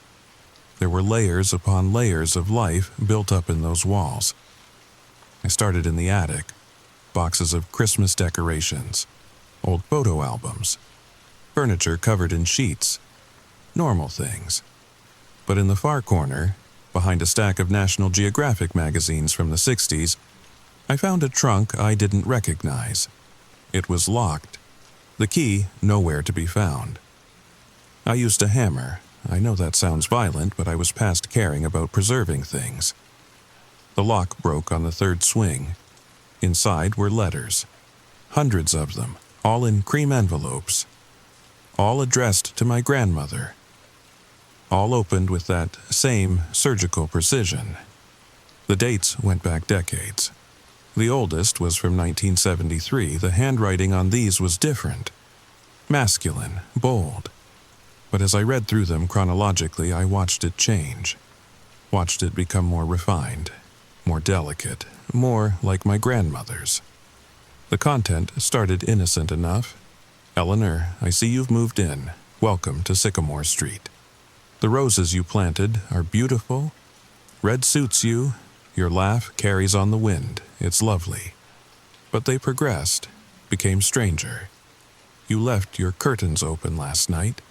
Blue nightgown. Your husband doesn't deserve you. He doesn't see you like I do. When you cry, I want to comfort you. Soon. My grandfather had died in 1974. Heart attack, my mother always said. Perfectly healthy one day, dead the next. The letters after his death changed tone. Now you understand. We can be together. Don't act like you don't feel me watching. You always look back. The cookies were perfect, just like everything you do. Then, in 1975, the letters stopped. Abruptly. The last one. If you won't let me in, I'll wait. I'm patient. Your granddaughter has your eyes. My hands were shaking so badly I could barely hold the paper. My grandmother had dealt with this stalker, ghost, whatever it was, for years, and never told anyone. But there was more in the trunk. At the very bottom, wrapped in tissue paper, was a journal. My grandmother's handwriting, dated 1975. I've made a bargain. It's the only way to protect Sarah and her mother. He'll wait, he'll watch, but he won't touch, not as long as I keep my end. The letters will come, I'll read them, I'll leave the cookies, and when I'm gone. The entry stopped there. The next page had been torn out. I sat on the attic floor, surrounded by decades of harassment, trying to understand. My grandmother had made some kind of deal, to protect us, to protect me, but she was gone now. And whatever had been waiting, wasn't waiting anymore. I heard footsteps downstairs. Slow, deliberate, the sound of someone who knew exactly where they were going. I held my breath. The footsteps stopped at the bottom of the attic stairs. Sarah. The voice was soft, gentle, almost familiar. It's time we talked properly. I grabbed the hammer I'd used on the trunk. Not much of a weapon, but better than nothing. I know you're up there, the voice continued. I can hear your heartbeat, just like I could hear hers. The stairs creaked. 1 step, 2 steps. I looked around frantically. The attic had only one exit. The window was painted shut, hadn't been opened in decades. 3 steps. 4. She was supposed to explain, the voice said, closer now. In her will, in a letter, something. But Eleanor always was stubborn. I could see a shadow at the top of the stairs now. Human-shaped, but wrong somehow. Like it didn't quite fit in the space it occupied. 50 years I waited, it said. 50 years of letters and cookies and watching through windows. Do you know what that does to someone? The figure stepped into the light. It looked like a man, or had once been a man. Tall, thin, wearing a suit that might have been fashionable in the 1970s. But his edges seemed to blur, like an old photograph left in the sun too long. You're not real, I whispered. He smiled, a sad, terrible smile. Real enough to write letters, real enough to bake cookies, real enough to love your grandmother for 50 years. Love? You stalked her. I watched over her. The temperature in the attic dropped 20 degrees. Frost spread across the small window. Protected her, and she knew it. Why do you think she made the bargain? What bargain? My My voice came out as barely a whisper. He stepped closer. I could see through him now, see the boxes stacked behind him. She was supposed to tell you, leave you instructions. The rules. How to manage me. Manage you. Feed me, one way or another. His form solidified slightly, became more real. Acknowledgement, attention, little offerings. Cookies were her choice. Her grandmother left bread. Her grandmother? Oh yes, he said, and his smile widened. I've been here much longer than the house, longer than the street. Tied to this land by, well, that's not important now. What's important is the bargain. I gripped the hammer tighter. What if I don't want any bargain? The temperature dropped further. Ice crystals formed in the air between us. Then I'll do what I've always done. Watch, write, wait, but without the bargain. He moved faster than should have been possible. Suddenly, he was inches from my face, cold, radiating from him like an open freezer. Without the bargain, there are no rules, no boundaries, no protection. What do you want? The words came out in puffs of visible breath. The same thing I wanted from her, acknowledgement, companionship, someone who sees me. He pulled back slightly. The letters are my way of connecting. The cookies, her way of saying she heard me, saw me, a simple exchange. And if I refuse? His form flickered, became less solid. Your grandmother asked the same question in 1975. Shall I show you what convinced her? The attic disappeared. I was in the same attic, but different. Newer, cleaner. A young woman sat on a trunk, the same trunk I'd just broken open, crying. My grandmother, maybe 25 years old, beautiful and terrified. Please, she whispered to the empty air, just leave us alone. The air shimmered, and the same figure appeared. Younger, looking somehow more solid. I can't, he said simply. I'm bound here, bound to watch, to want, to wait, but I can offer you a deal. The scene shifted. I saw my grandfather clutching his chest, falling to the kitchen floor, but in the corner, a shadow watched. The figure, just standing there as my grandfather died. I didn't kill him, the figure said to young Eleanor, but I didn't save him either. I could have called for help, could have done something, but why would I save the man who stood between us? My grandmother's sobs echoed in the phantom attic. Here's my offer, the figure continued. Acknowledge me, small gestures, read my letters, leave me cookies, let me feel seen. In return, I protect your family. No harm comes to them while I watch. And if I refuse, the scene shifted again, a child's bedroom. My mother, maybe 5 years old, asleep in her bed. The figure stood over her, one translucent hand hovering inches from her face. I get so lonely, he whispered, so desperate for connection. Who knows what I might do? The scene snapped back. I was in the present attic, gasping, the figure watching me with those empty eyes. She agreed that night, he said. Kept her word for 50 years, and I kept mine. Your mother grew up safe, you grew up safe, because Eleanor and I had an understanding. My mind raced. You're what, a ghost? A demon? He laughed, a sound like wind through empty rooms. Labels. I'm what happens when someone dies but doesn't leave. When obsession anchors you to a place. I was William Ashford. I built this house in 1952. For who? For Eleanor. Always for Eleanor. I saw her at the summer dance in 1951. 17 years old, laughing with her friends. I was 35. Inappropriate, I know. But love doesn't follow rules. His form flickered. I built this house, hoping, but she married your grandfather instead. I couldn't leave, couldn't move on, so I stayed. Watched. Waited. That's not love, I said. That's obsession. Is there a difference? His voice boomed, shaking dust from the rafters. then quieter. After enough years, is there a difference?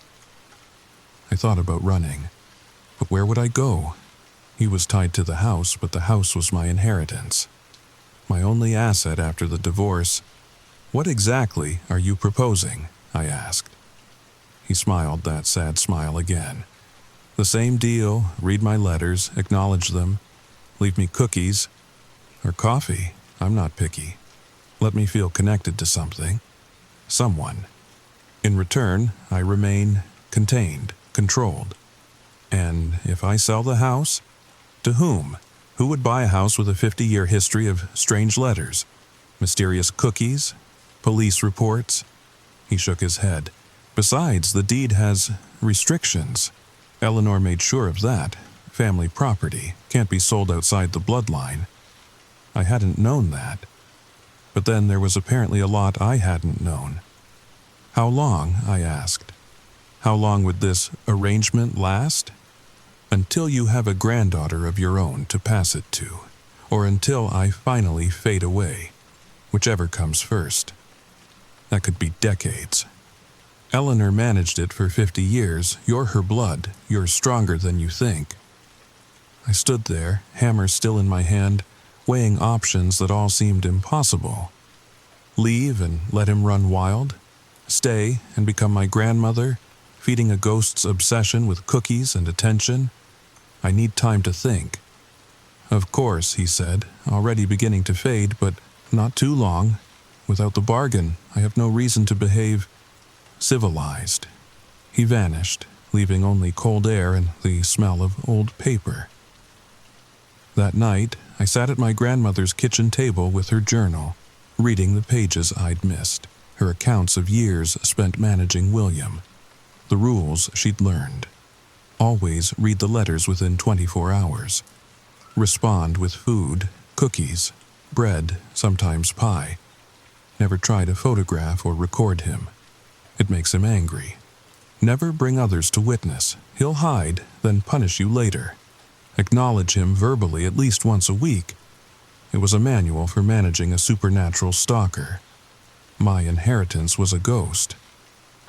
At exactly midnight, a new envelope appeared on the table in front of me. Not in the mailbox. Right there, materializing out of thin air. Have you decided? I opened it. The first time I'd opened one myself. Inside, besides the single line of text, was a pressed flower. A rose. Still fresh somehow after who knows how long. I picked up a pen. My hands shook as I wrote on the back of his letter. I need rules, clear rules, and boundaries. This can't be my whole life. The response came immediately, words appearing on the paper as I watched. Of course. Eleanor and I refined them over the years. I can be reasonable. I just can't be ignored. And so, I made the same choice my grandmother had. Not because I wanted to, but because the alternative, letting him loose, unbound by any agreement, seemed worse. That was 6 months ago. Now I get my letters. Already opened because that's how he likes them. How he's always done it. I leave cookies twice a week, sometimes snickerdoodles, sometimes chocolate chip. He's not picky, just desperate to be remembered. We've developed a routine. He writes about his day, watching birds, reading over my shoulder, tending to grandmother's garden when I forget. I acknowledge him with food and the occasional "Good morning, William," to the empty air. It's not ideal, but it's manageable. And sometimes, late at night, I catch myself feeling sorry for him. Trapped here by an obsession he can't let go, watching life pass by through windows. But then, I remember my grandmother, young and afraid, making the same bargain to protect her family.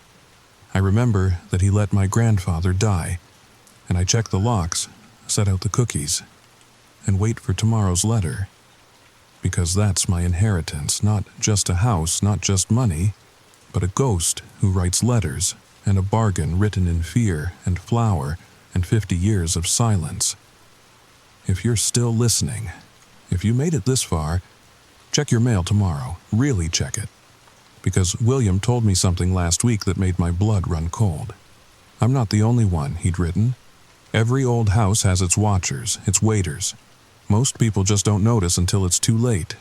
So check your mail, check for opened envelopes, check for letters with no return address, and if you find one, maybe leave out some cookies. Just in case, because the real horror isn't that ghosts exist. It's that they're lonely, desperate, and willing to do anything to be seen. Sweet dreams. Oh, and if you're wondering whether this story is true, well, let's just say I'm recording this at 1428 Sycamore Street, and there's a plate of fresh snickerdoodles cooling on my kitchen counter that I definitely didn't bake. William says hi.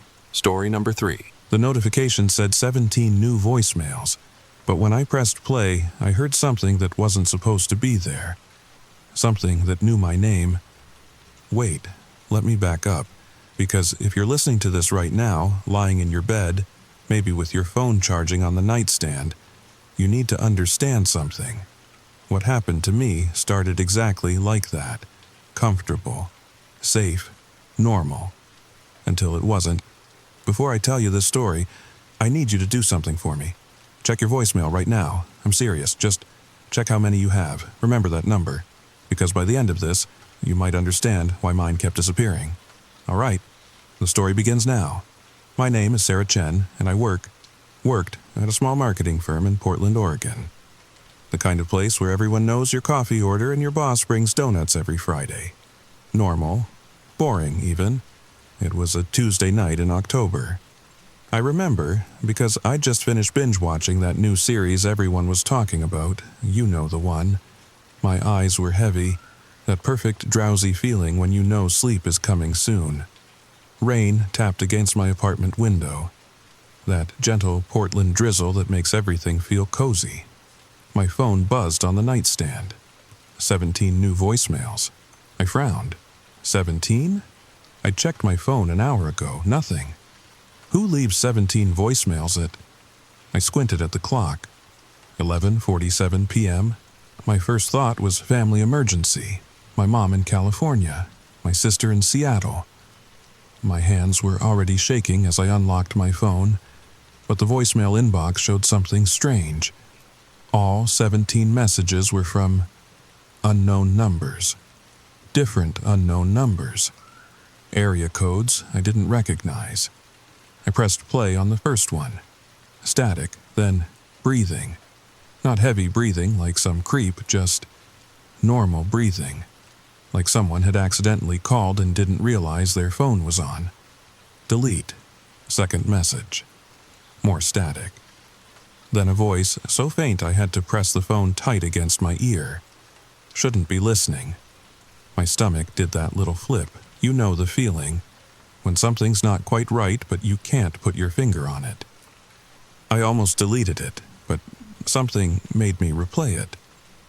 This time, the voice was clearer. A woman. Older, maybe 60s. You shouldn't be listening, Sarah. She knew my name. I sat up in bed, suddenly very awake. The rain seemed louder now. My apartment felt smaller somehow. Third message. A different voice. Male this time. Younger. She's right. Stop now, while you still can. My finger hovered over the delete button, but I couldn't press it. You understand, right? When something's wrong, but you need to know what it is, that itch in your brain that won't let you look away. Fourth message. A child's voice. No, wait, not a child. Something trying to sound like a child. Sarah likes to listen. Sarah likes to know. Sarah can't stop now. I dropped the phone, actually dropped it. It bounced off my comforter and landed screen up on the floor, still playing. The voice continued, sing-song and wrong. Because Sarah's already chosen. Sarah's already... The message cut off.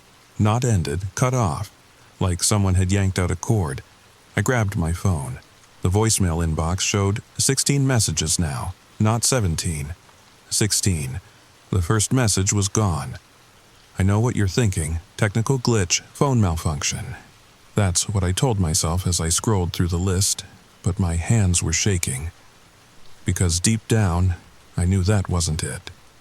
5th message. Static for so long I almost hung up. Then, clear as day, we tried to warn you. Different voice again. This one sounded tired, defeated, almost. Every time you listen, we fade a little more. Every time you delete, but you won't delete, will you? You need to know. They all need to know. 6th message. The woman from before. But her voice was thinner now, like listening to someone through layers of glass. Please, I have a daughter. Her name is Emma. She's 6. She has had blonde hair, likes dinosaurs. I can't remember her face anymore. Please don't. Click. Gone. 15 messages now. I should have stopped. Every rational part of my brain was screaming at me to delete them all, to throw my phone across the room, to call someone, anyone. But I didn't, because the 7th message was from a voice I recognized. Sarah? Sarah, oh God, please pick up. I don't know where I am. It's dark and I can hear them whispering. They keep saying your name. Why do they know your name? Please, I'm at... Wait, no, that's not right. I'm not anywhere. Oh God, I'm in the voicemail. Sarah, I'm trapped in the... It was my coworker, Marcus. Marcus, who'd left early that day with a migraine. Marcus, who'd texted me 2 hours ago about grabbing lunch tomorrow. I called him immediately, straight to voicemail. His recorded greeting sounded normal, cheerful even. Hey, you've reached Marcus. Leave a message and I'll hit you back. I hung up.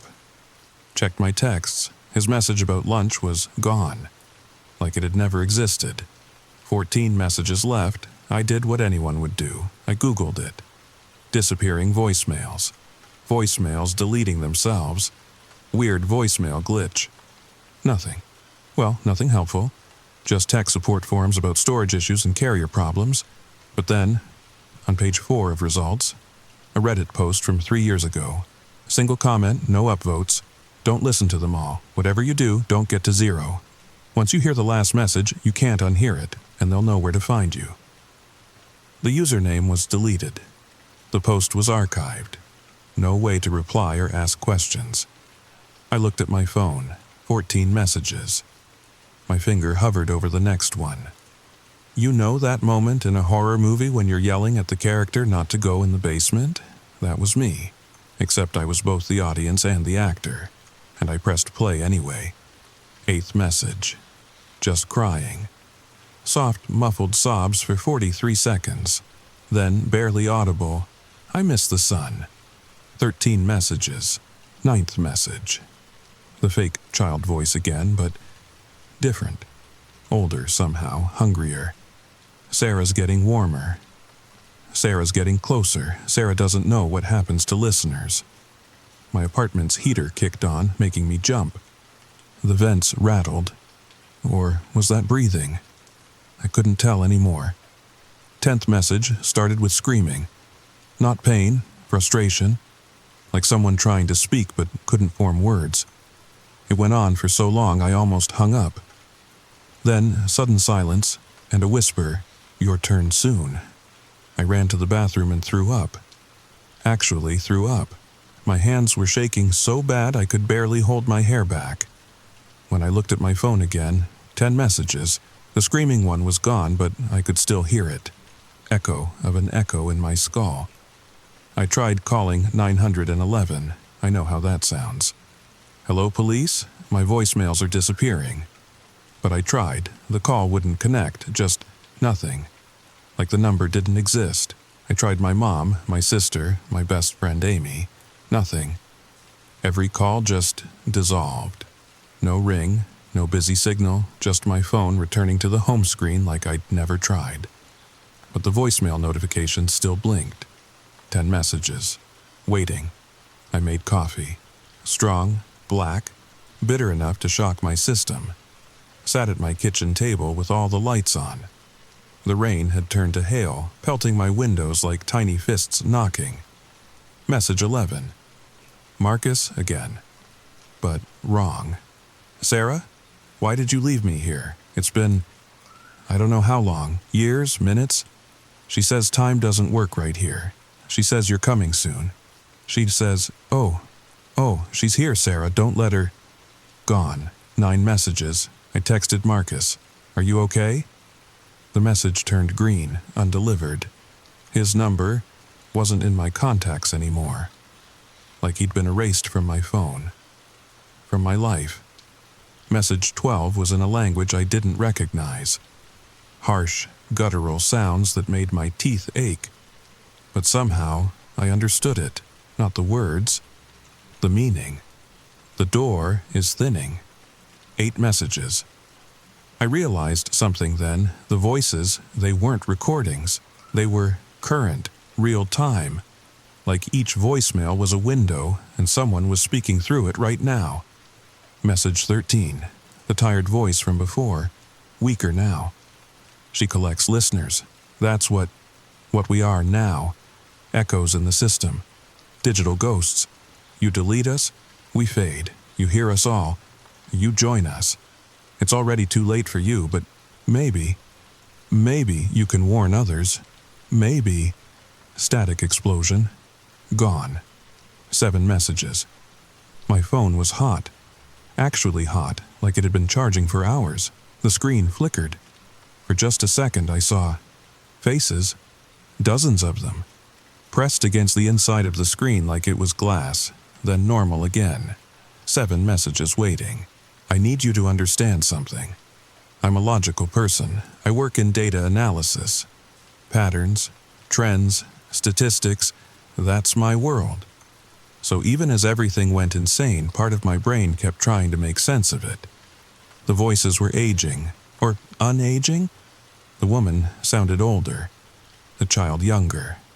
Marcus was breaking down, like old audio files corrupting, and they all knew my name.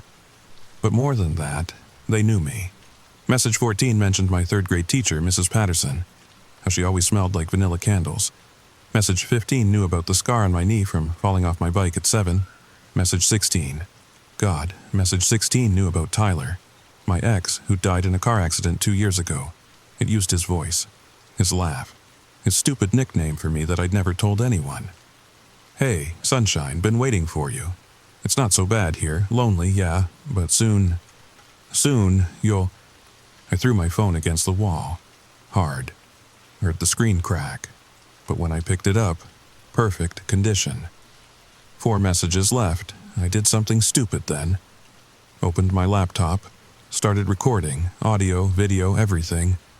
If I was going crazy, I wanted proof. If I wasn't, I wanted proof of that too.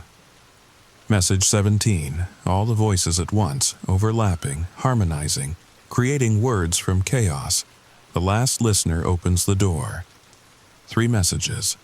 My laptop screen went black, but the recording light stayed on. In the reflection, I saw something moving behind me. Turned around. Nothing.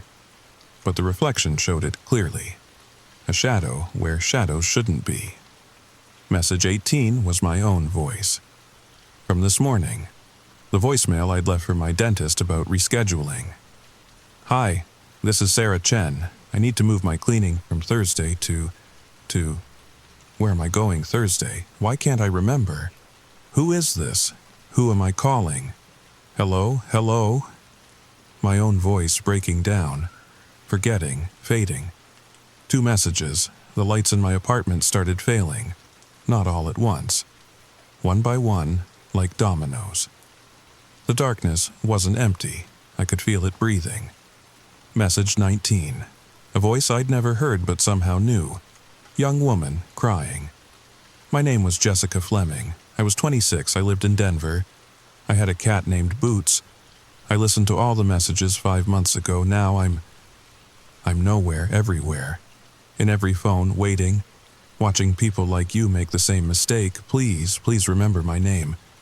Jessica Fleming. Someone has to remember. 1 message left. I need to tell you what happened next. Not because I want to.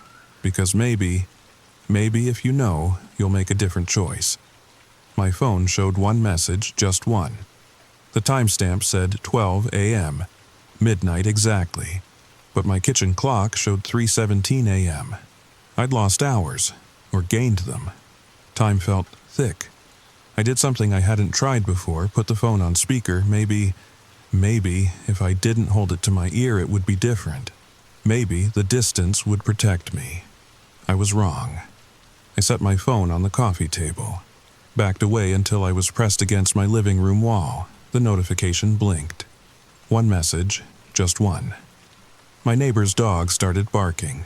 Mr. Peterson's beagle from 4B, usually quiet, sweet thing, but now frantic, throwing itself against their door from the sound of it. Then silence. Not normal silence, the kind that makes you hold your breath. I heard Mr. Peterson's door open, footsteps in the hall, but they were wrong, too many, like he was walking with more feet than a person should have.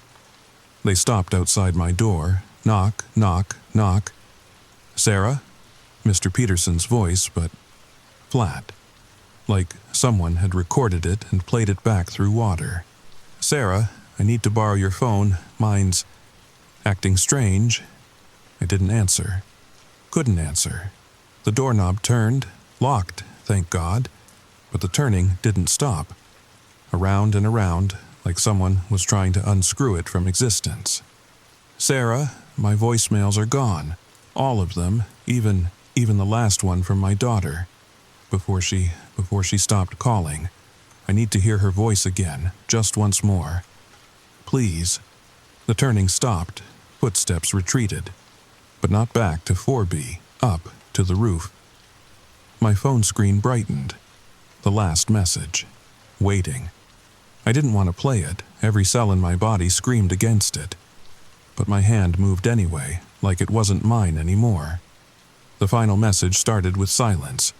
Perfect, absolute silence. The kind that makes you aware of your own heartbeat, your own breathing, the blood rushing in your ears, then a door opening. Wooden, old, creaking on rusty hinges. Footsteps, high heels on concrete, getting closer. A woman's voice. Not old, not young, ageless. Speaking directly into my ear even though the phone was a foot away.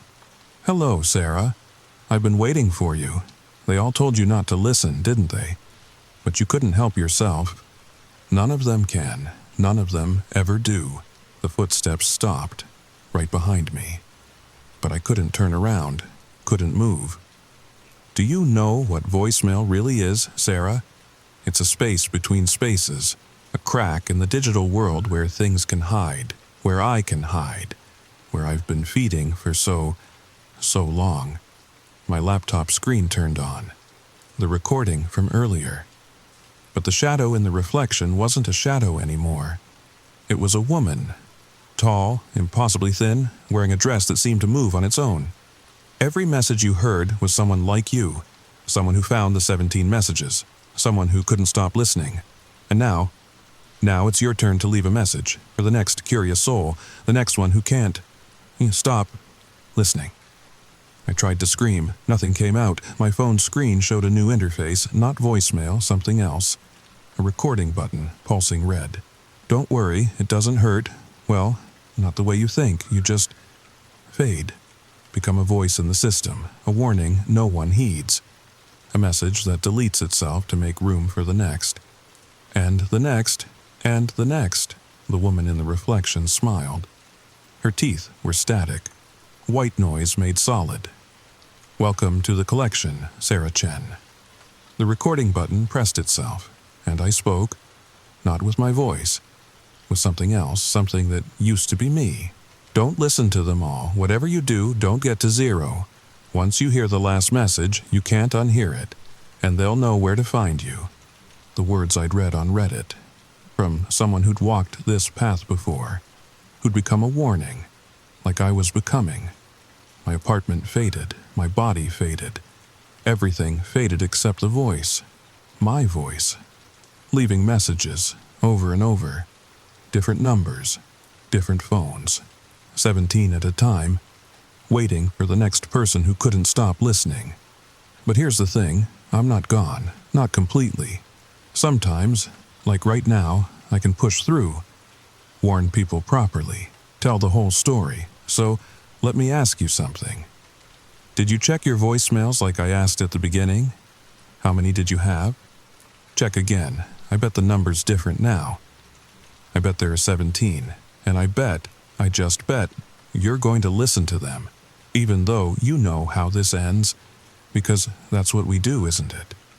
We can't help ourselves. We need to know, need to understand. The first one's probably already playing in your head, that static, that breathing. Don't answer it. Delete them all. Please, before she notices you noticing. Before you become another voice in the dark. Another warning no one will heed. Another message that deletes itself while someone listens. But you're going to check, aren't you? You're already reaching for your phone. Already wondering, already caught. And somewhere in the space between spaces, she's smiling, waiting. For you, sweet dreams, listener. Wait, you're still here? Still listening? Then maybe there's something else you need to know. Something I couldn't say before. Something she doesn't want you to hear. You see, I wasn't the only one who got 17 messages that night. My sister Emma called me 3 days later, except I don't have a sister named Emma. Never did. I'm an only child. But when she called, I remembered her. Remembered growing up together in our house in Bakersfield.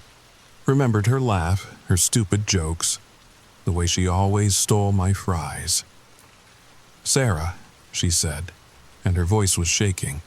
"Sarah, I've been trying to call you for days. I got these voicemails, 17 of them, and they all knew things. About us, about our childhood, about Mom's accident. My mom didn't have an accident. My mom was alive and well in California. But as Emma spoke, I remembered the funeral. The rain. The way Emma held my hand. I listened to them all, Emma whispered. And now I can see her, the woman. She's in every reflection, every screen. She says she's collecting a family. Our family. The family that never was. The line went dead. When I tried to call back, the number didn't exist. But I had photos on my phone now, me and Emma, birthday parties, graduations, Christmas mornings. A whole life that hadn't existed an hour ago. That's when I understood. She doesn't just collect voices. She collects possibilities. Every choice you didn't make, every life you didn't live, every person you could have been. And she feeds them into the system, makes them real just long enough to trap them, to add them to her collection. I found others. A Facebook group that lasted exactly 17 minutes before vanishing. People who remembered lives they'd never lived. Siblings who'd never existed. Jobs they'd never worked. All of them had listened to the messages. All of them had someone new in their life who felt real, but couldn't be. One woman, Angela from Phoenix, posted right before the group disappeared. "My husband, who never was, just left me a voicemail. He says he misses our children. We don't have children. But I can hear them crying in the background." That's her real power. Not taking who you are, but who you could have been. All those possibilities trapped in voicemail, waiting for someone to listen, to make them real, to give them form.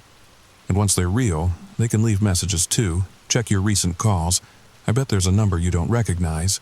But somehow you know exactly who it is.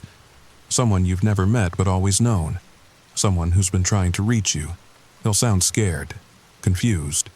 They'll say they've been trying to find you, that something's wrong with their phone, that messages keep disappearing. Don't answer. Don't ever answer. Because they're not looking for help, they're looking for a way in. A crack in your reality where they can take root, grow, become. The woman in the messages, she's not hunting us, she's gardening. And we're the soil where her impossible flowers grow. Every deleted voicemail is a could have been trying to escape. Every static burst is a never was being born. And every time someone listens to all 17 messages, another garden blooms. But here's the worst part. The part that keeps me talking even though I shouldn't exist anymore. You can spread it. Right now, someone you know is getting 17 voicemails. Someone who trusts you. Someone who might call and ask if you've been trying to reach them. If you know why their phone is acting strange. And you'll want to help. Want to tell them it's okay. Want to share what you know. Don't. Because the moment you acknowledge it, the moment you confirm their fear, you make it real for them too. You become part of her network. Another gardener tending impossible lives. That's why I'm warning you. Not just about the messages, but about what comes after. The calls from people you've never met but somehow know. The photos that appear in your phone. The memories that feel more real than your actual life. She's building something. A world made of discarded possibilities. A place where every choice exists at once.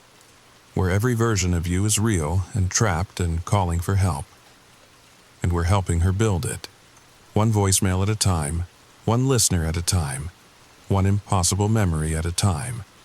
So when you check your phone, and you will check your phone, remember, the 17 messages are just the beginning. The real horror is what grows from them. The lives that never were. The people who can't exist. The voices that delete themselves only to bloom somewhere else. In someone else's phone. In someone else's life. In someone else's, oh no.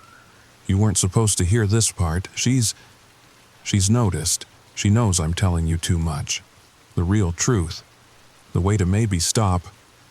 Listen, I don't have much time. She's pulling me back. But there's a way.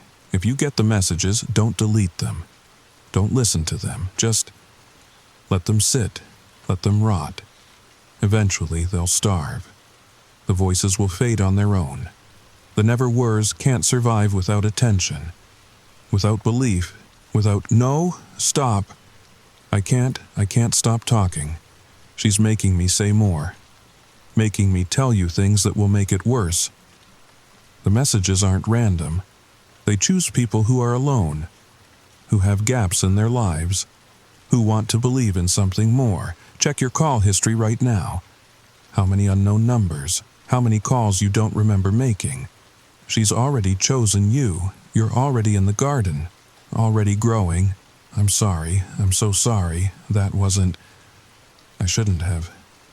Just forget everything I said. Delete this. Pretend you never heard it. Maybe if you forget hard enough, it won't have happened. Maybe you can still... Your phone's ringing, isn't it? 17 new voicemails. And somewhere, in a life you never lived, someone who loves you is leaving a message. Begging you to remember them, to make them real, to let them in. Sweet dreams, listener. Sweet dreams. For however long they last. Story number 4. The first time I tasted purple, I was 7 years old. Sitting in my grandmother's kitchen in Portland, Maine. The flavor hit me like electricity on my tongue. Sharp, metallic, with an undertone of something floral that made my teeth ache. I remember crying, not from pain, but from confusion. Because everyone else could see the violet curtains hanging in her window, but all I saw was gray. Everything was gray. But, God, could I taste that purple? If you've ever wondered what it's like to experience the world completely differently from everyone else, stick around. Because what I'm about to tell you might make you question everything you think you know about your own senses. And trust me, by the end of this, you'll be checking the shadows in your room, wondering if what you see is really what's there. The story begins now. My name is Sarah Chen, and I was born with a condition so rare that most doctors still don't believe it exists. Total color blindness, achromatopsia, affects maybe 1 in 30,000 people. But combine that with synesthesia, where your senses get crossed, where you can taste what you should be seeing, the odds become astronomical. I'm basically a medical unicorn. Except unicorns are probably more fun at parties. Growing up in suburban Minneapolis, I learned pretty quickly that telling people your shirt tastes like burnt orange with hints of cinnamon was a fast track to eating lunch alone. So I kept quiet, learned to fake it. When kids pointed at rainbows, I'd smile and nod, even though all I saw were bands of gray, while my mouth filled with flavors I had no names for. Sweet metallics, sour velvets, bitter silk. My parents, bless them, tried everything. Specialists in Chicago, experimental treatments in Boston, even some holistic healer in Sedona who burned sage and told me my chakras were confused. Nothing worked. The world remained stubbornly gray, while my taste buds picked up frequencies nobody else could understand. College at NYU was where I finally found my groove. Art history major, ironic, right? But here's the thing. When you can't see colors but can taste them, you experience art in a completely different way. Standing in front of a Rothko at the MoMA, while everyone else saw blocks of color, I tasted layers of emotion. Deep, earthy bass notes. High, crystalline anxiety. Mid-range comfort that sat on my tongue like honey.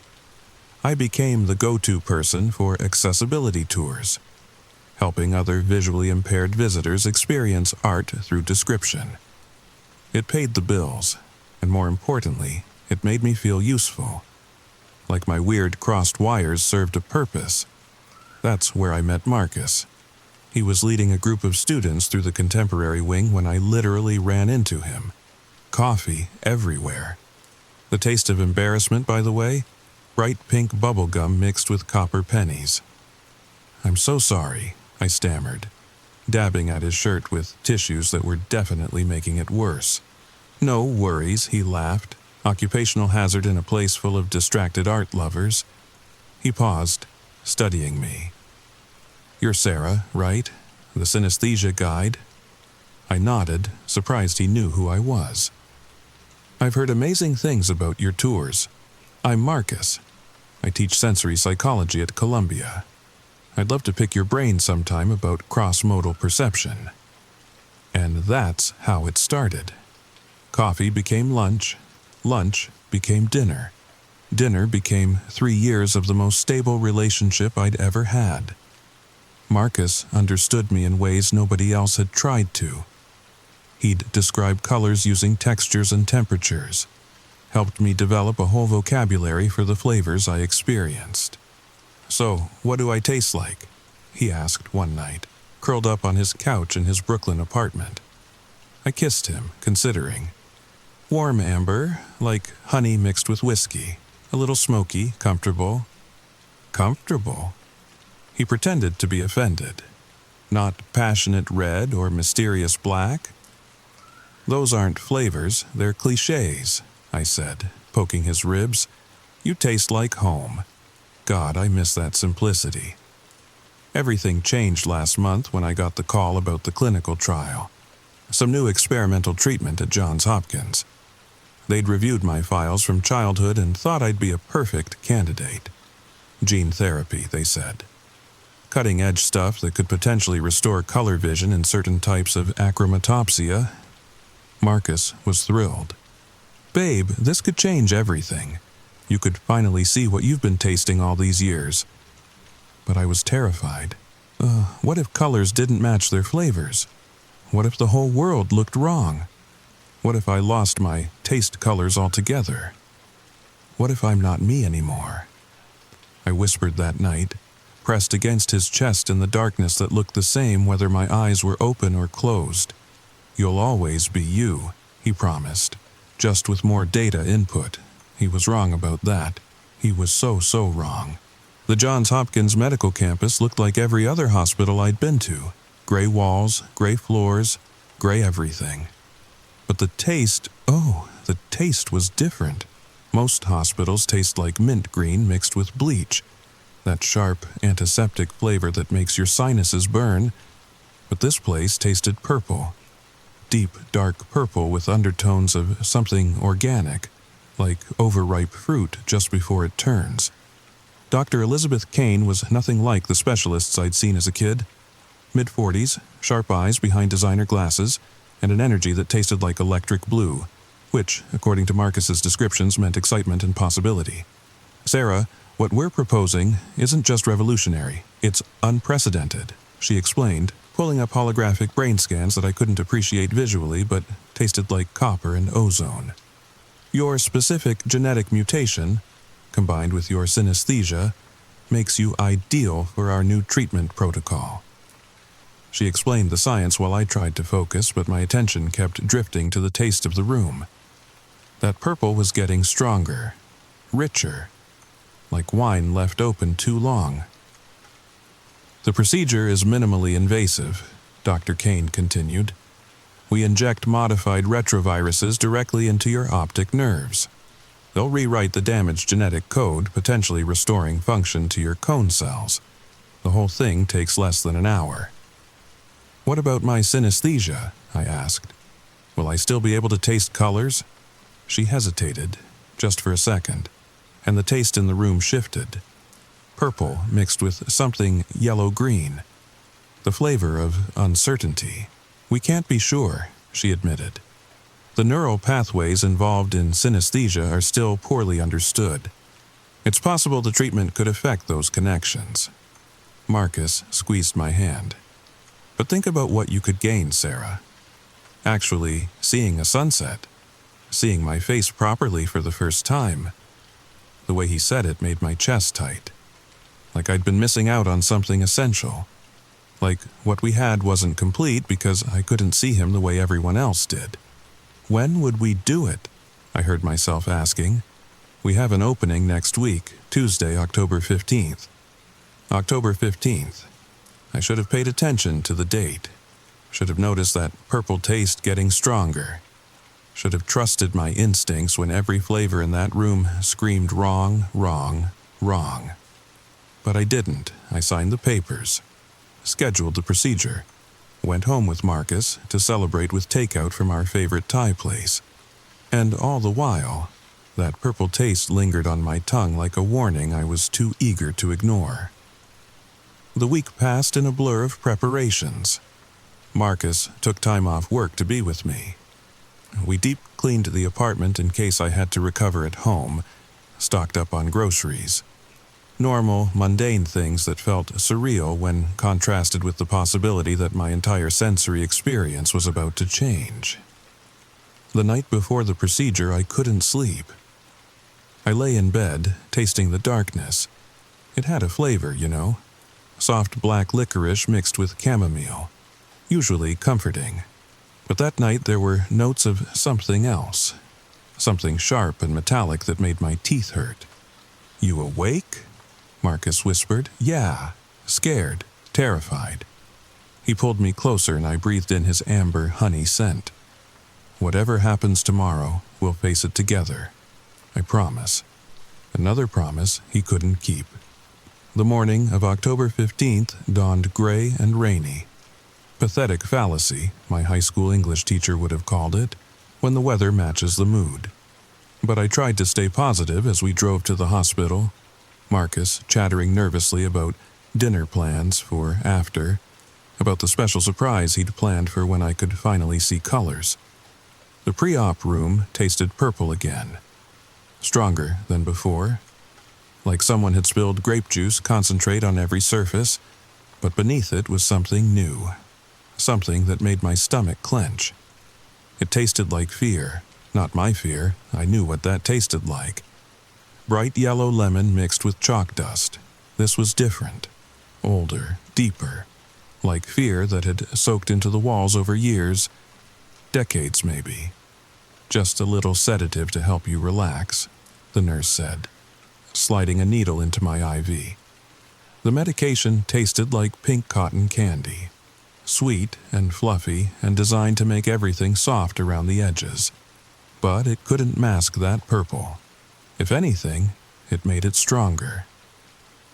The last thing I remember before going under was Dr. Kane's face hovering above me, her surgical mask doing nothing to hide the excitement in her eyes, and her taste. God, her taste had changed. The electric blue was still there, but now it was mixed with something else. something that tasted like hunger. I woke up to darkness, not the soft, licorice-flavored darkness I'd known my whole life. This was different. Absolute, empty, like someone had taken an eraser to existence itself, and the taste, there was no taste. For the first time in my life, my mouth was just a mouth. No flavors, no colors, no cross-wired sensory input. Just the bland medical staleness of hospital air and my own panic, rising like bile in my throat. "Sarah? Sarah, can you hear me?" Dr. Kane's voice, but I couldn't taste it. Couldn't taste her excitement or concern or whatever emotion was coating her words. "I can't." My voice came out scratchy, wrong. "I can't taste anything." "That's normal," she soothed. "Your brain is adjusting to the new neural pathways. It might take some time for your synesthesia to recalibrate. But the darkness, also normal. We've got bandages on your eyes. We'll remove them in a few hours, once we're sure there's no excessive swelling." I wanted to scream, wanted to tear the bandages off, to demand answers. But the sedatives were still heavy in my system, pulling me back under. The last thing I heard was Dr. Kane whispering to someone, "The integration is proceeding faster than expected. Alert the others." When I woke again, Marcus was there. I knew it was him from his breathing, from the way his hand felt in mine, but I couldn't taste his amber honey presence, and its absence was like losing a limb. "Hey, sleepyhead," he said softly. "How are you feeling?" "Empty," I whispered. "The doctor says that's temporary. Your brain just needs time to adjust." He squeezed my hand. "She also says we can take the bandages off in about an hour. Are you ready to see the world?" Was I? Without my taste colors, what was left of me? Who was Sarah Chen without her crossed wires, her medical unicorn status, her unique way of experiencing reality? "I'm scared," I admitted. "I know, but I'm right here. I'm not going anywhere." The hour crawled by. Other people came and went, nurses checking vitals, Dr. Kane making notes. But without my ability to taste their emotions, they were just voices in the dark. Strangers wearing the masks of people I thought I knew. Finally, Dr. Kane announced it was time. "Now, Sarah, I need you to keep your eyes closed at first," she instructed as she unwound the bandages.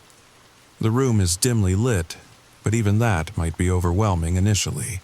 Open them slowly when you're ready." The last layer came off. I could sense light through my closed lids, not taste it, sense it, like heat, but not quite. Like pressure, but gentler. "Whenever you're ready," Marcus said. I opened my eyes and screamed. The world was wrong. Everything was wrong. Because I could see colors. Oh God, I could see them. But they weren't attached to objects. They floated in the air like living things, writhing and pulsing with their own alien intelligence. Where the wall should have been white, instead there was a mass of writhing red tendrils. The floor wasn't brown. It was covered in polzushchi blue mist that seemed to reach for my feet. And the people, Jesus Christ, the people. Marcus's face was there, yes.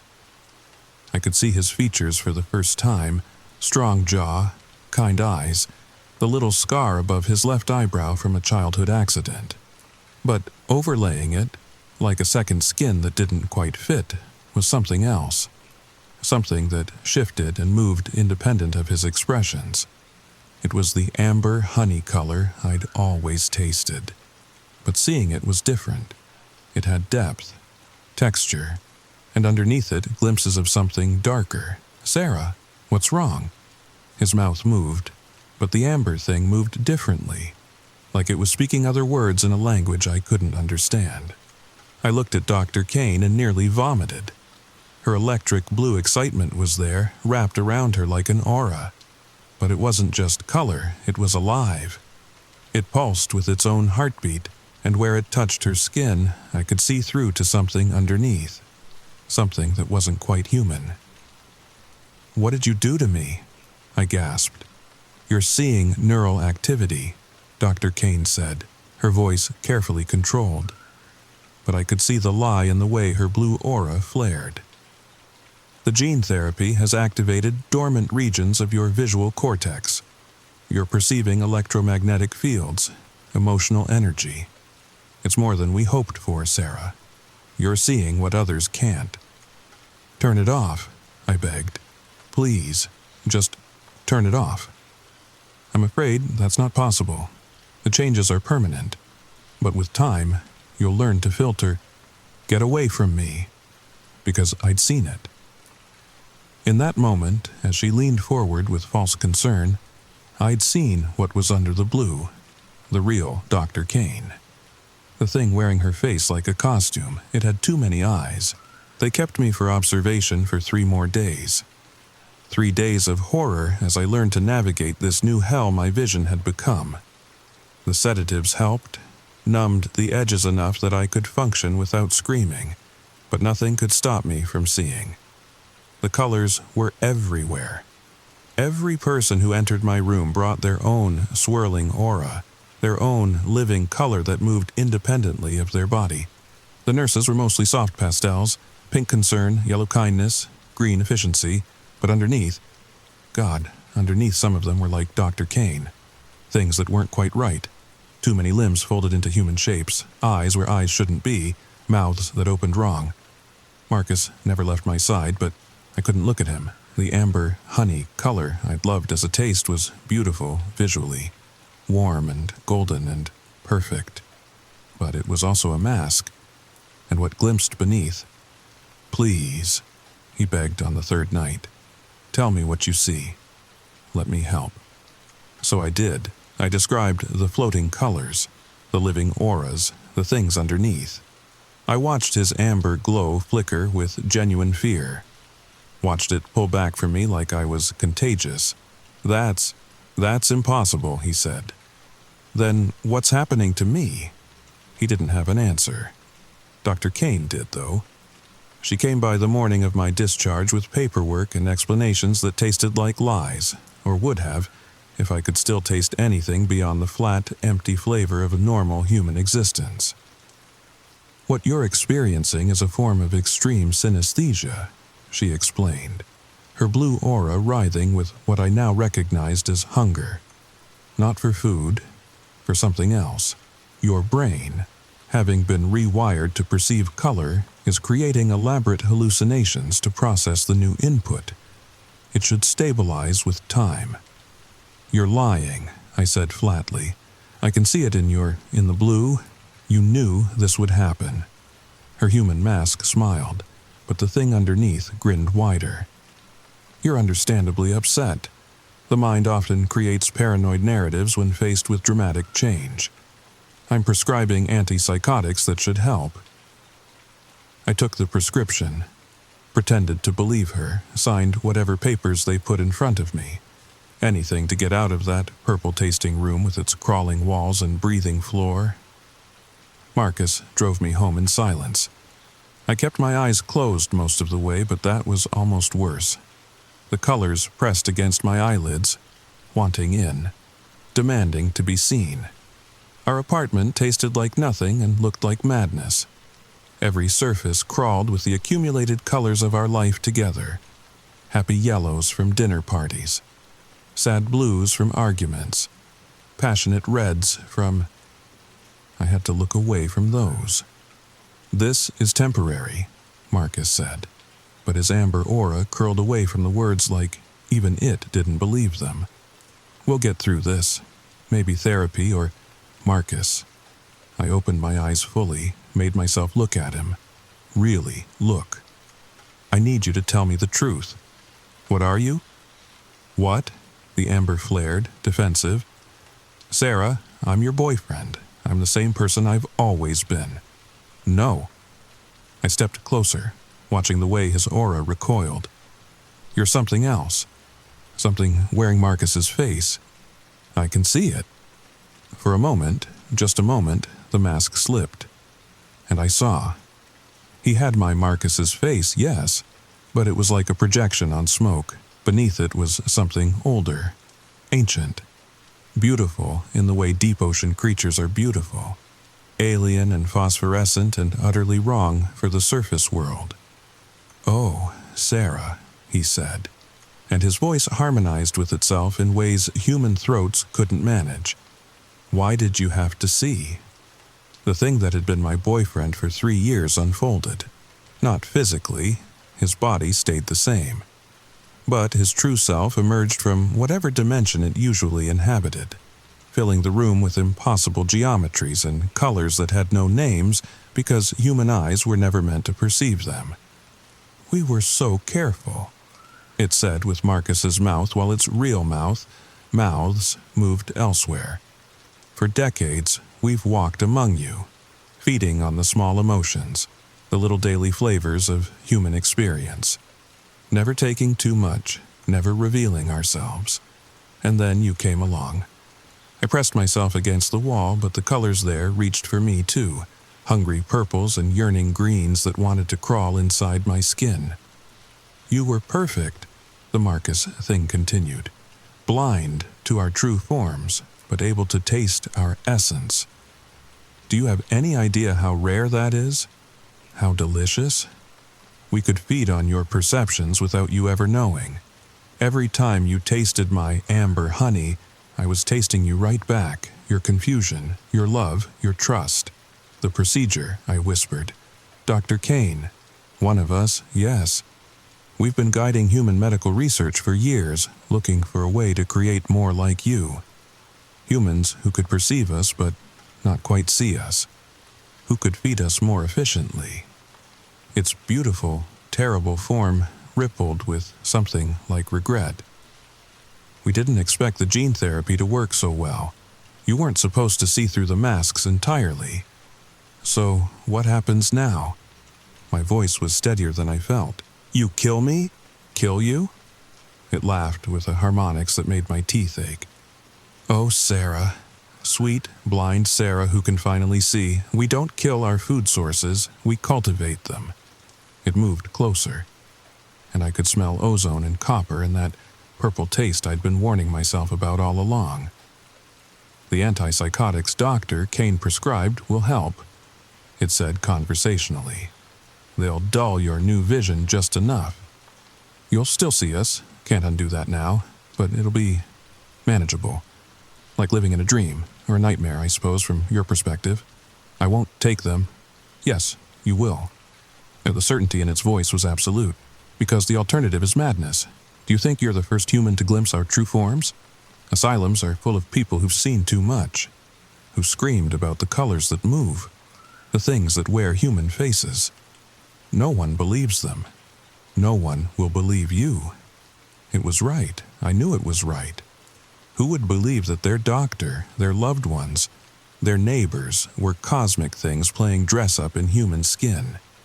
That we'd been living alongside predators who fed on our emotions like vampires of consciousness? "Take the pills, Sarah," it said, wearing Marcus's face again like slipping on a comfortable coat. "Learn to live with what you see. Most of them, us, are harmless. We just want to exist, to feed, to experience your delicious human emotions secondhand. And if I don't," the amber aura darkened to burnt orange, "then you'll see more, and more, and more, until your mind cracks from the weight of it, until you're just another crazy person screaming about the monsters only you can see." It paused. "But they won't just be visions, Sarah. Once you can see us fully, we can touch you fully. Do you understand?" I understood. I took the pills. That was 3 weeks ago. The medication helps, like the Marcus thing said it would. The colors are muted now, like looking through frosted glass. I can function, can pretend to be normal, can walk down the street without screaming at the dozens of disguised predators feeding on human emotion like it's a buffet. But I still see them. Everywhere. The barista at my coffee shop, whose green efficiency aura hides tentacles that taste the satisfaction of every customer. The subway conductor, whose steady brown competence masks something with too many teeth.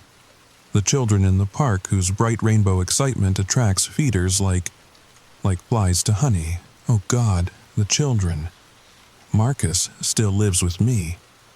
We play at being a couple, though now I know every kiss is him feeding on my revulsion, my fear, my desperate wish that none of this was real.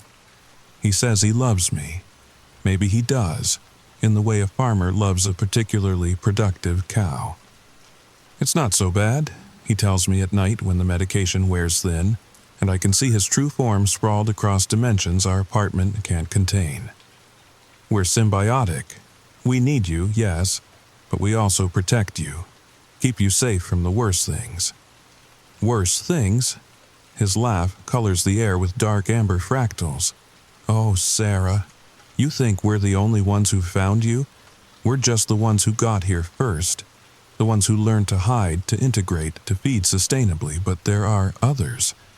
Hungrier things. Things that don't bother with masks. I don't ask what they look like. I can't. Because I know that someday, probably soon, I'll see for myself. The medication is already becoming less effective. Each day, the colors grow stronger, the masks thinner. Dr. Kane says it's just adaptation, that my brain is learning to process the new input. She smiles with her human face while her true form writhes with anticipation, and I know she's lying. I'm changing, evolving, becoming something that can see more than any human was meant to see, and the worst part, the absolute worst part? Sometimes, when I look in the mirror, I swear I can see colors moving under my own skin. Like maybe I'm not quite human anymore either. Like maybe that was the real purpose of the procedure all along, to make more of them. Marcus says that's impossible. Says I'm still human, just enhanced. But I can see the lie in his amber glow, the way it flickers with hope when he watches me, waiting for something. I've stopped taking the pills. I need to see clearly when it happens, when I finally find out what I'm becoming, what we're all becoming, maybe.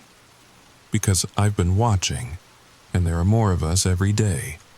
More humans who see too much. More who've had procedures, taken treatments, undergone therapies that open their eyes to the truth.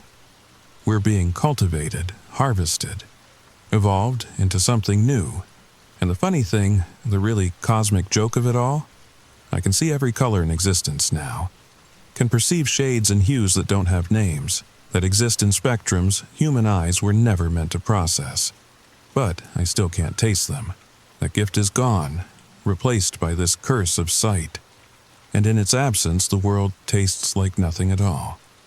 Like ash, like emptiness, like the space between stars where ancient things drift and dream and wait for their time to feed.